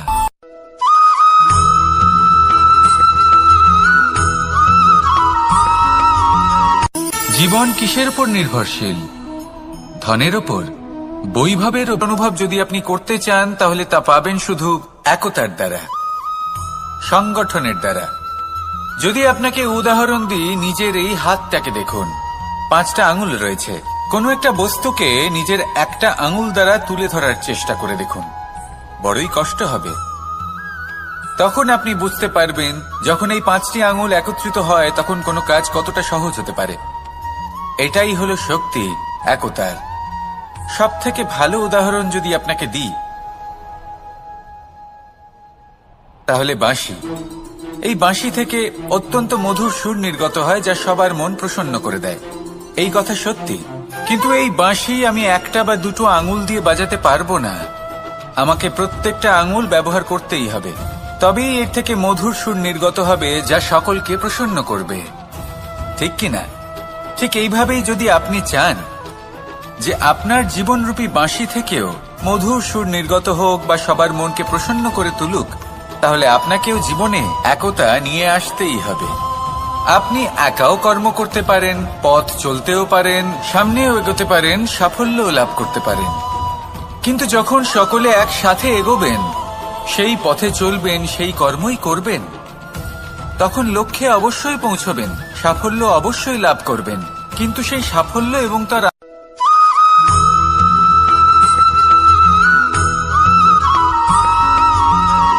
পুরুষার্থ। শাস্ত্রে 4 ধরনের পুরুষার্থের কথা বলা হয়েছে। প্রথম হলো ধর্ম। আপনি কি জানেন এই ধর্ম আসলে কি? আপনার কি মনে হয় ধর্ম আসলে কি? কোনো বিশেষ ঈশ্বরকে মানাই কি ধর্ম বলা হয়? নাকি কোনো বিশেষ রীতি পালন করাই হলো ধর্ম? নাকি কোনো বিশেষ সাহিত্যকে সর্বশ্রেষ্ঠ মনে করাই হলো ধর্ম? না, ধর্ম হলো সেটা যাকে ধারণ করা যেতে পারে। আর ধারণ শুধু সেটাই করা যায় যা পবিত্র। পবিত্র শুধু তাকেই বলা হয় যা নিঃস্বার্থ, যার মধ্যে শাসন করার কোনো ইচ্ছে নেই, যা সরলভাবেই প্রবাহমান, জল এবং বায়ুর মতো। যখন কোনো ব্যক্তি ধর্মকে ধারণ করেন এবং সেই ধর্ম সেই ব্যক্তিকে রক্ষা করে, তখন তাকে ধর্ম বলা হয়। ধর্ম যা রক্ষা করে অহংকার থেকে, খারাপ চিন্তার হাত থেকে। সেই জন্য পুরুষার্থ গড়ে তোলার আগে, ধর্ম পালন করার আগে ধর্মের প্রকৃত অর্থ কি সেটা বুঝে নিন। এটা জেনে রাখুন যে সমস্ত ধর্মের আধার, সমস্ত ধর্মের ভিত শুধুমাত্র ভালোবাসা। আসুন আর এই ভালোবাসার সাথেই বলুন, রাধা রাধা।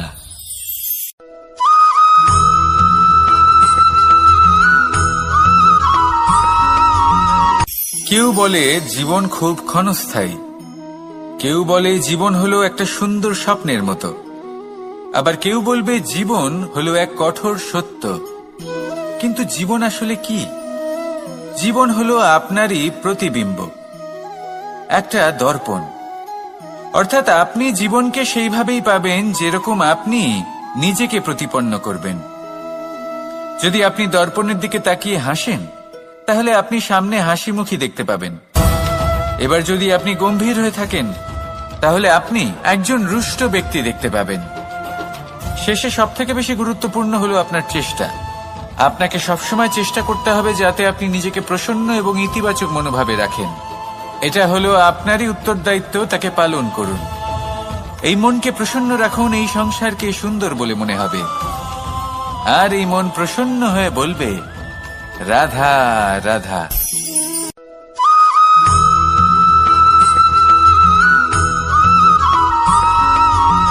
এই সংসারে প্রত্যেক মানুষ এটাই চান যে তিনি যেন ধনবান হন, আর্থিক অবস্থা তার ভালো থাকে, ওনার বাড়িতে লক্ষ্মীর আগমন হয়। কিন্তু সেটা হবে কি করে, সেটাই হলো প্রশ্ন। কেউ বলেন যে যদি পরিশ্রম করো তাহলে ধন অর্জন সম্ভব, কেউ বলেন যে যদি বিদ্যা লাভ হয় তবেই ধন অর্জন সম্ভব, কেউ বলেন যে যদি বলশালী হও তবেই সম্পন্ন থাকবে। ভালো কথা, যদি তাই হয়ে থাকে তবে দিনমজুর সারা দিন পরিশ্রম করেন, তিনি কেন ধনী হন না?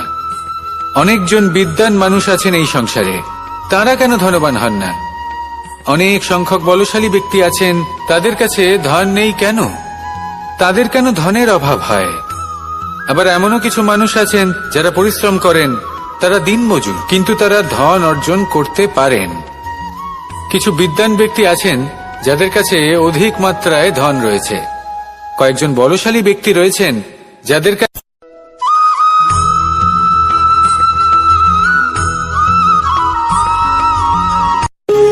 যখন মানুষের মৃত্যু হয় তখন কি হয়?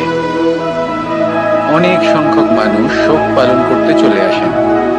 যে ব্যক্তি মৃত্যু লাভ করেছেন তার অনেক বস্তু থাকে যেগুলো তার প্রিয়, যেগুলো তিনি ব্যবহার করেছেন, তার শয্যা, তার বস্ত্র, তার আভূষণ, সবকিছু তার থেকে বিচ্ছিন্ন করা হয় এবং খালি হাতে তাকে শ্মশানের উদ্দেশ্যে রওনা করা হয়। আমি আপনাকে এই প্রশ্ন করতে চাই, আপনি এই সংসারে কি অর্জন করেছেন? ধন, সম্পত্তি, বস্ত্র, আভূষণ, এই সবকিছু যে আপনি অর্জন করেছেন, আপনার মৃত্যুর পরে তা আপনার থেকে দূর হয়ে যাবে। এর উত্তর হলো একটাই, আপনার কর্ম। শুধু সেটাই আছে যা একান্ত আপনার, আর শুধু সেটাই এই সংসার থেকে চলে যাওয়ার পরেও সংসারেই জীবিত থাকবে। যদি আপনি দুষ্কর্ম করেন তাহলে এই সংসার আপনাকে একটি অনুচিত উদাহরণ হিসেবে মনে রাখবে যে এই ব্যক্তি খুব পাপী ছিল, অনুচিত কর্ম করতেন। যে পথে তিনি চলেছেন সেই পথে কারোর চলা উচিত নয়। সেখানেই যদি আপনি সৎকর্ম করেন তাহলে সংসার চিরকাল এটাই বলবে যে খুব ভালো মানুষ ছিলেন, সবাইকে ভালোবাসতেন, সবাইকে সাহায্য করতেন, আমার খুব প্রিয় মানুষ ছিলেন। এটাই হলো শ্রেষ্ঠ কর্ম। সেই জন্য জীবনে শুধুমাত্র ধন, সম্পত্তি, আভূষণ এই সব অর্জন করতে গিয়ে নিজের মনোনিবেশ করবেন না। শ্রেষ্ঠ কর্ম করুন। সংসার থেকে চলে যাওয়ার পরেও এই কর্মই এই সংসারে আপনাকে জীবিত রাখবে। আসুন আমার সাথে ভালোবেসে বলুন, রাধা রাধা।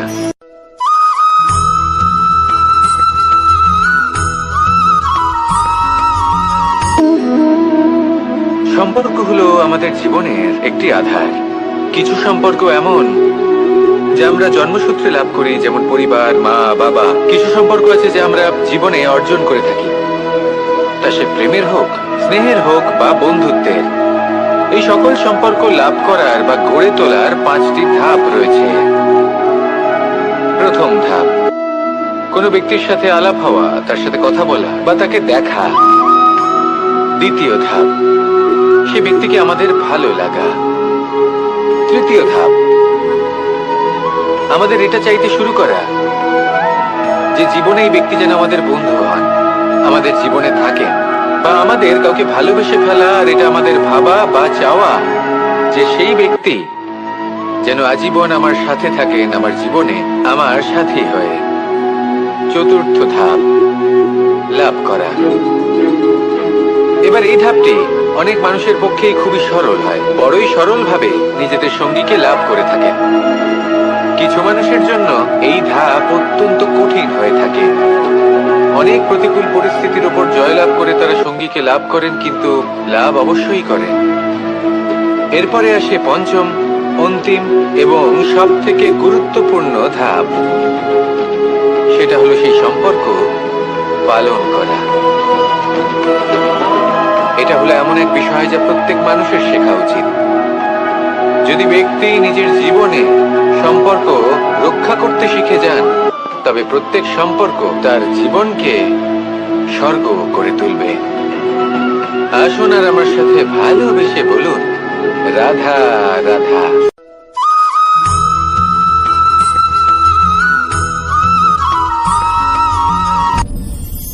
আপনি কি কখনো কোনো জলের ধারা দেখেছেন?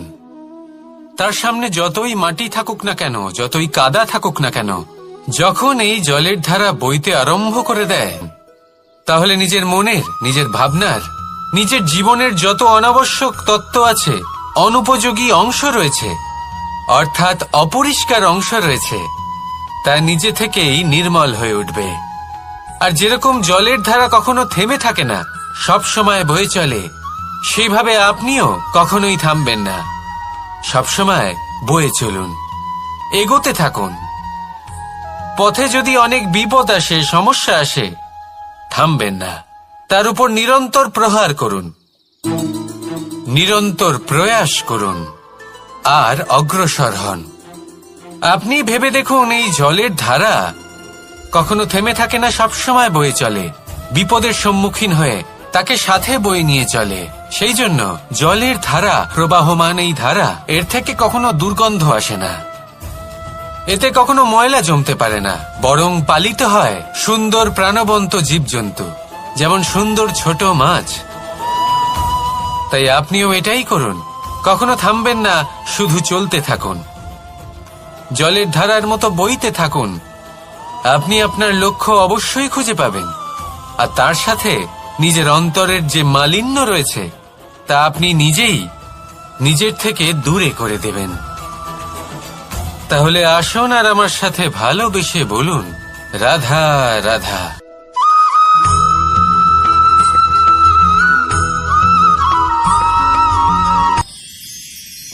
মানুষ তার জীবনে দুই ধরনের পরিস্থিতিকে খুব ভয় পায়।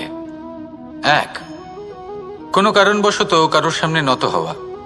দুই, কোনো কারণে নিজের চরিত্র থেকে, নিজের মূল্যবোধ থেকে বিচ্যুত হওয়া। এবার কেন হয় এরকম যে কথায় কথায় কারোর সামনে নত হতে হয়? কেন বারংবার নিজের চরিত্র থেকে চ্যুত হতে হয়? এরকম কেন হয়? এটা তখনই হয় যখন আমাদের শিক্ষা এবং মূল্যবোধের অভাব থাকে। যদি মানুষের মধ্যে প্রকৃত শিক্ষা থাকে, তাহলে এই সংসারে কোনো সময় এবং কারোর সামনেই নত হওয়ার কোনো প্রয়োজন নেই। যদি মানুষের মধ্যে মূল্যবোধ থাকে, তাহলে তাকে নিজের মূল্যবোধ বা চরিত্র থেকে বিচ্যুত হতে হয় না, তা সে যাই হয়ে যাক না কেন। কোনো বালককে যদি জন্ম থেকেই সুশিক্ষার অধিকারী করা হয়, শিক্ষিত করা হয়, মূল্যবোধের অধিকারী করা হয়, তবে সে এই সংসারে এমন কর্ম করবে যাতে সে নিজেকে, নিজের পরিবারকে, সমগ্র সমাজকে গর্বিত করতে পারে। শিক্ষা লাভ করুন, মূল্যবোধ লাভ করুন এবং আমার সাথে ভালোবেসে বলুন, রাধা রাধা।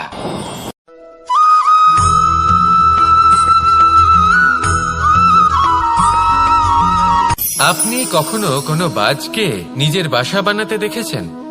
এই বাজ যখনই কোনো বাসা বানায়, তখন উঁচু গাছের ডালে বা কোনো পর্বতের শিখরে বাসা বানায়, অনেক উচ্চতায়, আর সেখানে তার সন্তানও জন্মগ্রহণ করে। যখন এই সন্তানেরা জন্মায়, তখন এই বাজ খুবই ভালোবেসে এবং খুব সাবধানে এদের পালন পোষণ করে, নিজের ঠোঁট দিয়ে তাদের ঠোঁটে খাবার পরিবেশন করে। কিন্তু যেই সেই সন্তানেরা হৃষ্টপুষ্ট হয়ে যায় এবং সেই কথা বাজ নিজে বুঝতে পেরে যায়, সেই বাজ নিজেই সেই বাসা ছিন্ন ভিন্ন করে দেয়। সেই সন্তান যাদের সবেমাত্র ডানা গজিয়েছে, কিভাবে উড়তে হবে ভয়ের কারণে তাদের ডানা ঝাপটাতে থাকে, আর সেই প্রক্রিয়াতেই সেই সন্তানগুলি উড়তে শুরু করে দেয়। এবার এই ঘটনায় আমরা কি শিক্ষা পেতে পারি? এটাই, যদি আপনি মাতা পিতা হন, তাহলে নিজের সন্তানকে অবশ্যই স্নেহ করুন, কিন্তু তাদেরকে নিজের আঁচলের তলায় বেঁধে রাখবেন না। যদি আপনি চান আপনার সন্তান জীবনে উন্নতি করুক, তাহলে নিজের মুঠো থেকে তাদের স্বতন্ত্র করে দিন, এই সংসারে সংঘর্ষ করতে দিন। সেই সন্তান নিজেই বুঝতে পারবে যে জন্মের সময় পাওয়া ডানা কি করে ব্যবহার করতে হয়। আর আপনার চোখের সামনে আপনার সন্তান এই আকাশে উড়তে থাকবে। তাহলে আসুন আমার সাথে ভালোবেসে বলুন, রাধা রাধা।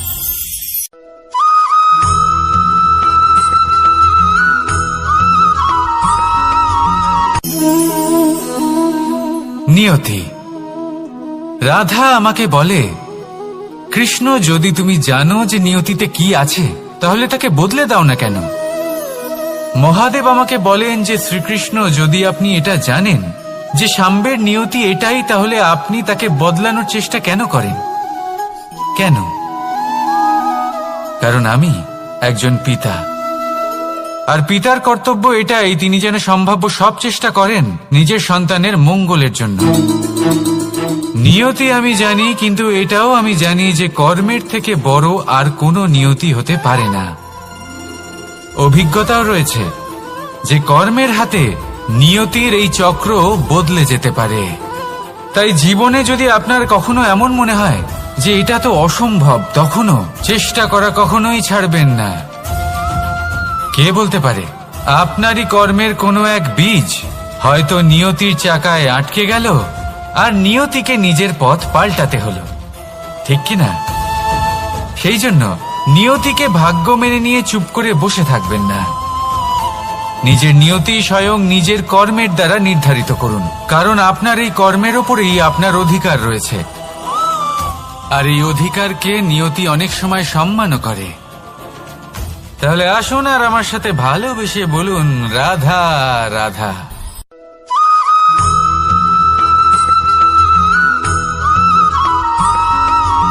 কখনো কখনো আমরা ভাবি যে কোনো ব্যক্তি যিনি ধর্মের পথে চলেছেন, যদি তার দ্বারা কোনো ভুল হয়ে থাকে তাহলে নিয়তি তাকে সেই মুহূর্তেই কঠোর শাস্তি দেন। কিন্তু সেই সব মানুষ যারা সংসারের সব থেকে বড় অধর্মী, বহু নিকৃষ্ট মানের কাজ করেন, তাদের নিয়তি অনেক সুযোগ দেন। তাদের নিয়তি এরকম কঠোর প্রহার করেন না। এই ভাবনা কখনো না কখনো মনে আসেই। ভেবে দেখুন কেন? আসলে জীবনকে বেশিরভাগ মানুষ একভাবেই দেখে থাকেন, বিভিন্ন স্তরে একে দেখা উচিত। এবার আপনি বলুন, এই সংসারে কোনো অধর্মী কখনো প্রেরণার উৎস হতে পারেন? কখনোই নয়। যে মানুষ নিজের আত্মাকে মলিন করে ফেলেছেন, তিনি এই সংসারকে কিভাবে প্রেরণা যোগাবেন? উনি নিজেই বুঝতে পারেন না কোনটা করা উচিত, ধর্ম কোনটা। তাই নিয়তি তাকে একটা সুযোগ দেন, এটা বোঝার সুযোগ দেন যে কোনটা উচিত, কোনটা ধর্ম। সুযোগ দেন নিজের বিবেক জাগিয়ে তোলার, তাকে সুযোগ দেন নিজের অন্তরাত্মার ডাক শোনার। যখন তাতেও কাজ হয় না, তখন নিয়তির কাছে একটাই পথ বাকি থাকে, আর তা হল মহাবিনাশ। মহাবিনাশ হয়তো দেরিতেই আসতে পারে, কিন্তু তা অবশ্যই আসবে। আর যখন মহাবিনাশ আসে, তখন মহাবিনাশের যন্ত্রণা সমগ্র মানব জীবনের যন্ত্রণার থেকে অনেক বেশি হয়। এই কথাটা সবসময় মনে রাখবেন। আর অন্যদিকে যে মানুষ ধর্মের পথে চলছেন, তার দ্বারা যদি কোনো ভুল হয়ে থাকে, তখন নিয়তি তার পরীক্ষা নেন। কিছুক্ষণের জন্য মানুষের মনে হতে পারে নিয়তি তাকে কঠোর শাস্তি দিয়েছেন।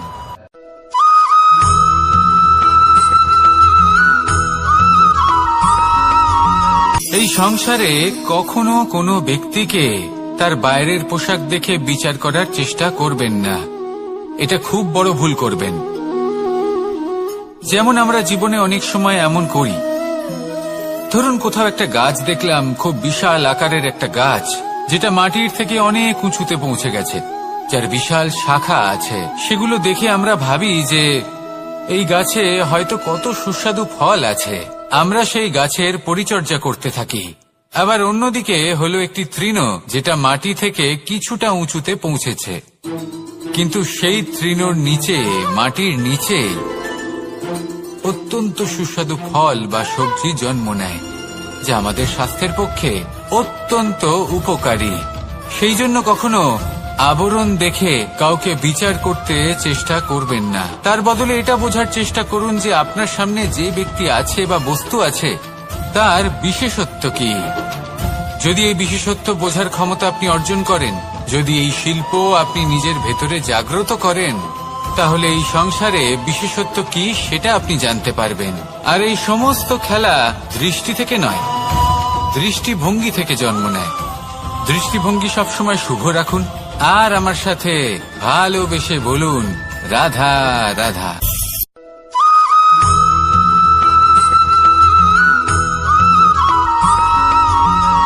পুরুষার্থ।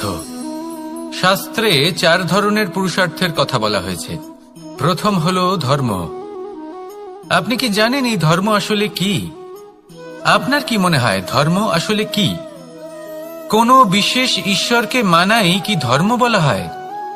নাকি কোনো বিশেষ রীতি পালন করাই হলো ধর্ম? নাকি কোনো বিশেষ সাহিত্যকে সর্বশ্রেষ্ঠ মনে করাই হলো ধর্ম? না, ধর্ম হলো সেটা যাকে ধারণ করা যেতে পারে। আর ধারণ শুধু সেটাই করা যায় যা পবিত্র। পবিত্র শুধু তাকেই বলা হয় যা নিঃস্বার্থ, যার মধ্যে শাসন করার কোনো ইচ্ছে নেই, যা সরলভাবেই প্রবাহমান, জল এবং বায়ুর মতো।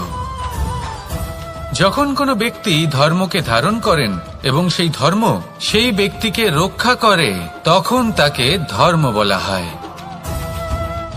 ধর্ম যা রক্ষা করে অহংকার থেকে, খারাপ চিন্তার হাত থেকে। সেই জন্য পুরুষার্থ গড়ে তোলার আগে, ধর্ম পালন করার আগে ধর্মের প্রকৃত অর্থ কি সেটা বুঝে নিন। এটা জেনে রাখুন যে সমস্ত ধর্মের আধার, সমস্ত ধর্মের ভিত শুধুমাত্র ভালোবাসা।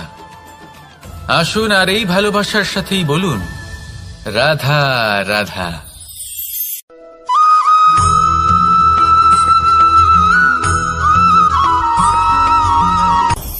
আপনি কখনো পর্বতের শিখরে উঠেছেন? আপনি দেখতে পাবেন পর্বতের পদতলে প্রচুর সুন্দর ফুল রয়েছে, সবুজ বনানী রয়েছে। যত আপনি ওপরে উঠতে থাকবেন তত ফুল কমতে থাকবে, সবুজ বনানী কমতে থাকবে। আরো কিছুটা ওপরে উঠলে কাঁটা জাতীয় গাছ দেখতে পাবেন, শুকনো গাছ দেখতে পাবেন। আরো যদি ওপরে ওঠেন তাহলে পাষাণ দেখতে পাবেন। আরো ওপরে উঠলে হিমখণ্ড দেখতে পাবেন। এই যে পর্বত, তা মনুষ্য জীবনের সবথেকে উত্তম উদাহরণ। মানুষ যখন সাফল্যের শিখরে পৌঁছতে চান, মহানুভবতার শিখরে পৌঁছতে চান, পথে যত আস্তে আস্তে উপরে উঠতে থাকেন, ততই ভৌতিক বস্তু তার থেকে বিচ্ছিন্ন হতে থাকে। যদি তিনি সেই ভৌতিক বস্তুগুলি ত্যাগ না করতে পারেন, তাহলে কখনোই সেই স্থানে পৌঁছতে পারবেন না। আর মানুষ যদি উচিত ত্যাগ করতে পারেন, পথে অগ্রসর হতে থাকেন, এগোতে থাকেন, তাহলে একদিন না একদিন তিনি মহানুভবতার, জ্ঞানের, সাফল্যের হিমের স্বাদ অবশ্যই লাভ করবেন। মনে রাখবেন, মানব জীবনে ত্যাগ হলো অত্যন্ত গুরুত্বপূর্ণ অংশ। আসুন আমার সাথে ভালোবেসে বলুন, রাধা রাধা।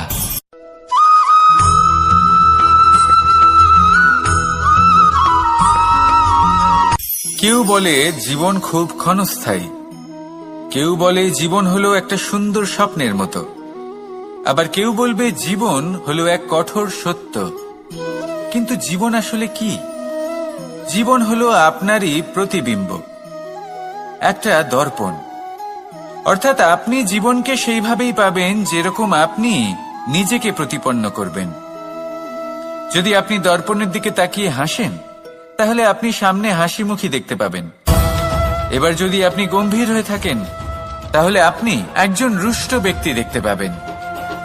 শেষে সবথেকে বেশি গুরুত্বপূর্ণ হলো আপনার চেষ্টা। আপনাকে সবসময় চেষ্টা করতে হবে যাতে আপনি নিজেকে প্রসন্ন এবং ইতিবাচক মনোভাবে রাখেন। এটা হলো আপনারই উত্তরদায়িত্ব, তাকে পালন করুন। এই মনকে প্রসন্ন রাখুন, এই সংসারকে সুন্দর বলে মনে হবে। আর এই মন প্রসন্ন হয়ে বলবে, রাধা রাধা।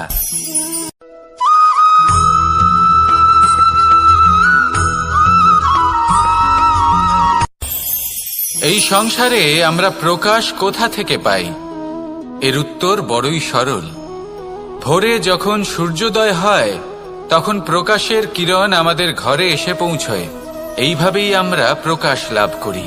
এবার এই প্রকাশের আলোতেই আমরা সারাদিনের কাজ সম্পন্ন করি। সন্ধে হয়ে যায়, সূর্যাস্তও হয়ে যায়। আর আমাদের ঘর যাতে অন্ধকার না হয় তার জন্য আমরা একটা প্রদীপ প্রজ্বলিত করি। এটাই ঘটে আমাদের জীবনেও। এবার প্রবাহমান আয়ুর সাথে আমরা আমাদের অন্তরে যদি একটা প্রদীপ প্রজ্বলিত করে নিই তাহলে বিষয়টাই অন্যরকম হবে। এবার আপনি বলবেন কোন প্রকাশের কথা বলছি যে আমাদের অন্তরে জাগ্রত করা সম্ভব? আমাদের আত্মার মাঝে প্রেমের প্রকাশ জাগ্রত করার কথা বলছি। কারণ আমাদের এই জীবন এও হলো দিনের আলোর মতো। আজ প্রকাশ আছে, কিন্তু কোনোদিন অবশ্যই অস্ত হবে। কিন্তু অস্ত হবার আগে যদি আমরা আমাদের আত্মার মাঝে প্রেমের এই প্রকাশ উজ্জ্বলিত করে নিই তাহলে আমাদের সন্ধ্যাকালও আমরা আনন্দে এবং প্রেমে যাপন করব। তাহলে আসুন আর আমার সাথে ভালোবেসে বলুন, রাধা রাধা।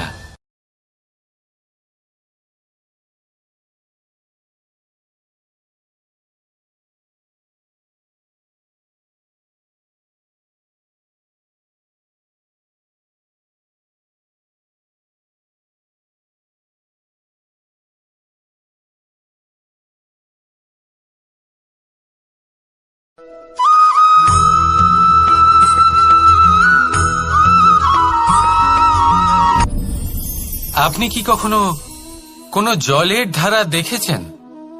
তার সামনে যতই মাটি থাকুক না কেন, যতই কাদা থাকুক না কেন, যখন এই জলের ধারা বইতে আরম্ভ করে দেয় তাহলে নিজের মনের, নিজের ভাবনার, নিজের জীবনের যত অনাবশ্যক তত্ত্ব আছে, অনুপযোগী অংশ রয়েছে, অর্থাৎ অপরিষ্কার অংশ রয়েছে, তা নিজে থেকেই নির্মল হয়ে উঠবে। আর যেরকম জলের ধারা কখনো থেমে থাকে না, সব সময় বয়ে চলে, সেইভাবে আপনিও কখনোই থামবেন না। সবসময় বয়ে চলুন, এগোতে থাকুন। পথে যদি অনেক বিপদ আসে, সমস্যা আসে, থামবেন না, তার উপর নিরন্তর প্রহার করুন, নিরন্তর প্রয়াস করুন আর অগ্রসর হন। আপনি ভেবে দেখুন, এই জলের ধারা কখনো থেমে থাকে না, সবসময় বয়ে চলে, বিপদের সম্মুখীন হয়ে তাকে সাথে বয়ে নিয়ে চলে। সেই জন্য জলের ধারা, প্রবাহমান এই ধারা, এর থেকে কখনো দুর্গন্ধ আসে না, এতে কখনো ময়লা জমতে পারে না, বরং পালিত হয় সুন্দর প্রাণবন্ত জীবজন্তু, যেমন সুন্দর ছোট মাছ। তাই আপনিও এটাই করুন, কখনো থামবেন না, শুধু চলতে থাকুন, জলের ধারার মতো বইতে থাকুন। আপনি আপনার লক্ষ্য অবশ্যই খুঁজে পাবেন, আর তার সাথে নিজের অন্তরের যে মালিন্য রয়েছে তা আপনি নিজেই নিজের থেকে দূরে করে দেবেন। তাহলে আসুন আর আমার সাথে ভালোবেসে বলুন, রাধা রাধা।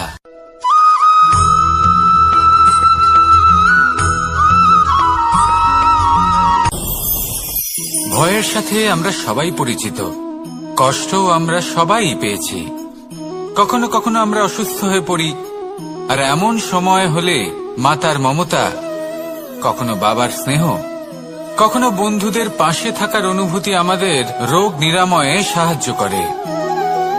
কখনো যদি আমরা নিরাশ হয়ে পড়ি, তখন যদি আমাদের কোনো আপনজন আমাদের দুটো ভালো কথা বলে, তখন আমাদের মনোবল বেড়ে যায়। ঠিক তেমন সংসারের এই রঙ্গমঞ্চে যদি আপনি পীড়িত অনুভব করেন,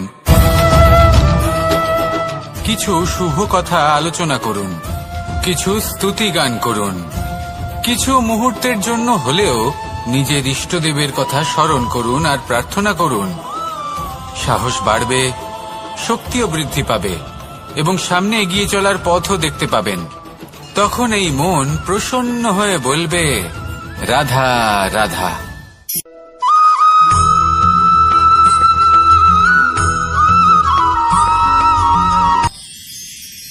মানুষ তার জীবনে দুই ধরনের পরিস্থিতিকে খুব ভয় পায়। এক, কোনো কারণবশত কারোর সামনে নত হওয়া।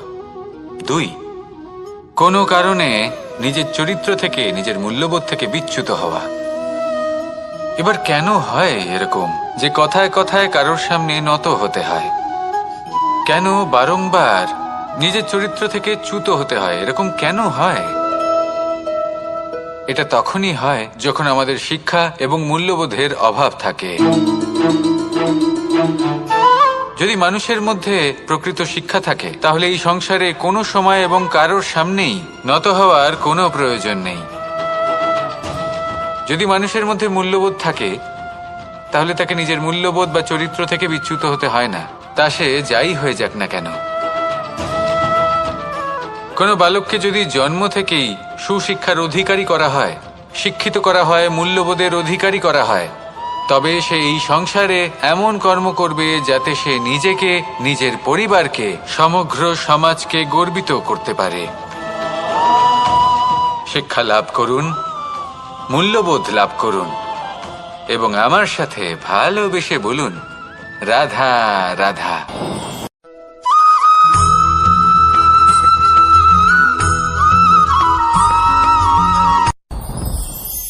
সাথী, সাথী এই শব্দটির ব্যাখ্যা কে কিভাবে করে? মিত্র, সখা, বন্ধু।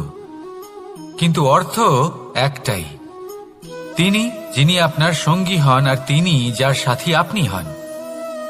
এবার সব থেকে বড় প্রশ্ন হলো এটাই যে তিনি কে হতে পারেন যাকে আপনি আপনার সাথী বলে মেনে নিতে পারেন, নিজের সখা, নিজের মিত্র, নিজের বন্ধু মেনে নিতে পারেন। আপনার সাথী হলেন তিনি যিনি দুঃখের সময় আপনার পাশে থাকবেন, আপনার হাত ধরে থাকবেন। আপনার সাথী হলেন তিনি যার হাত আপনি নিজের সুখের দিনে ধরে থাকবেন। সেই সাথীরই হাত ধরুন যিনি দুঃখে সবসময় আপনাকে সাহায্য করার জন্য তৎপর হয়ে থাকেন, আপনার পাশে থাকেন, আর যাকে সুখের দিনে আপনি আপনার সাথে রাখতে পারেন। আর যখন আপনার সাথে আপনার এই সাথী থাকবে তখন আপনি এটা বুঝবেন যে যখন জীবনে দুঃখ আসে তখন এই দুঃখ কমে যায়, সবার মধ্যে ভাগ হয়ে যায়। আর যদি তখন সুখ আসে তাহলে সেটা সবার উপস্থিতিতে আরো বেড়ে যায়। এটাই হলো প্রেম, এটাই হলো ভালোবাসা, এটাই হলো সঙ্গ। যেমন সম্পর্ক আমার আর রাধার মাঝে। তাহলে আসুন আর আমার সাথে ভালোবেসে বলুন, রাধা রাধা।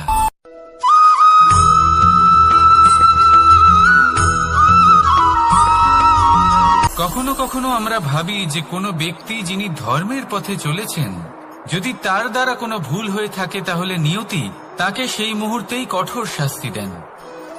কিন্তু সেই সব মানুষ যারা সংসারের সব থেকে বড় অধর্মী, বহু নিকৃষ্ট মানের কাজ করেন, তাদের নিয়তি অনেক সুযোগ দেন। তাদের নিয়তি এরকম কঠোর প্রহার করেন না। এই ভাবনা কখনো না কখনো মনে আসেই। ভেবে দেখুন কেন? আসলে জীবনকে বেশিরভাগ মানুষ একভাবেই দেখে থাকেন, বিভিন্ন স্তরে একে দেখা উচিত। এবার আপনি বলুন, এই সংসারে কোনো অধর্মী কখনো প্রেরণার উৎস হতে পারেন? কখনোই নয়। যে মানুষ নিজের আত্মাকে মলিন করে ফেলেছেন তিনি এই সংসারকে কিভাবে প্রেরণা যোগাবেন? উনি নিজেই বুঝতে পারেন না কোনটা করা উচিত, ধর্ম কোনটা। তাই নিয়তি তাকে একটা সুযোগ দেন, এটা বোঝার সুযোগ দেন যে কোনটা উচিত, কোনটা ধর্ম। সুযোগ দেন নিজের বিবেক জাগিয়ে তোলার, তাকে সুযোগ দেন নিজের অন্তরাত্মার ডাক শোনার।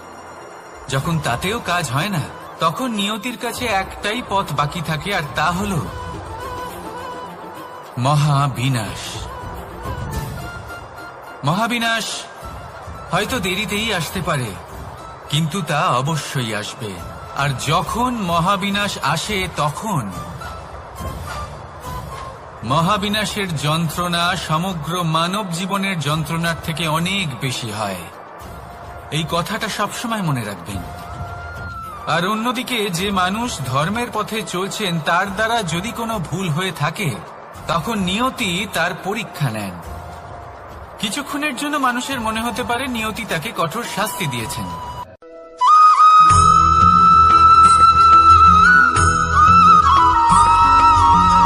মানুষের মানসিকতা এমন হয় যে সে যতটা করে আশা করে যে তার থেকে অনেক বেশি তার বদলে সে পাবে। দেখুন, সবকিছুই আপনার ভাবনা চিন্তার উপর নির্ভর করছে। আপনি যদি ফলের বিষয়ে ভেবে কর্ম করতে থাকেন তাহলে সেটা অনুচিত। জীবনের আসল আনন্দ হলো নিজের কর্ম করতে থাকা, ফলের চিন্তা করা উচিত নয়।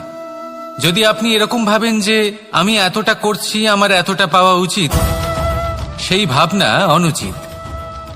যদি আপনি সেবার মানসিকতা নিয়ে কর্ম করতে থাকেন, কর্মচক্রে প্রবাহিত হন, যদি আপনি এমন ভাবনা রাখেন যে আমি এতটা পাচ্ছি তাই এর থেকে অনেক বেশি আমি কর্ম করব, তাহলে নিশ্চিত রূপে আপনি যতটা করছেন তার থেকে অনেক বেশি আপনি পাবেন। আপনার আশার থেকে অনেক বেশি আপনি পাবেন। শুধু জীবনে অনেক বেশি কাজ করতে থাকুন, ফলের চিন্তা করবেন না। আর মনে রাখবেন, এই ভাবনাই সব থেকে বড় বীজ। কর্মের উপর বিশ্বাস রাখুন। জীবনে যা যা আপনি চান সবই সুখময় হবে। আসুন আর আমার সাথে ভালোবেসে বলুন, রাধা রাধা।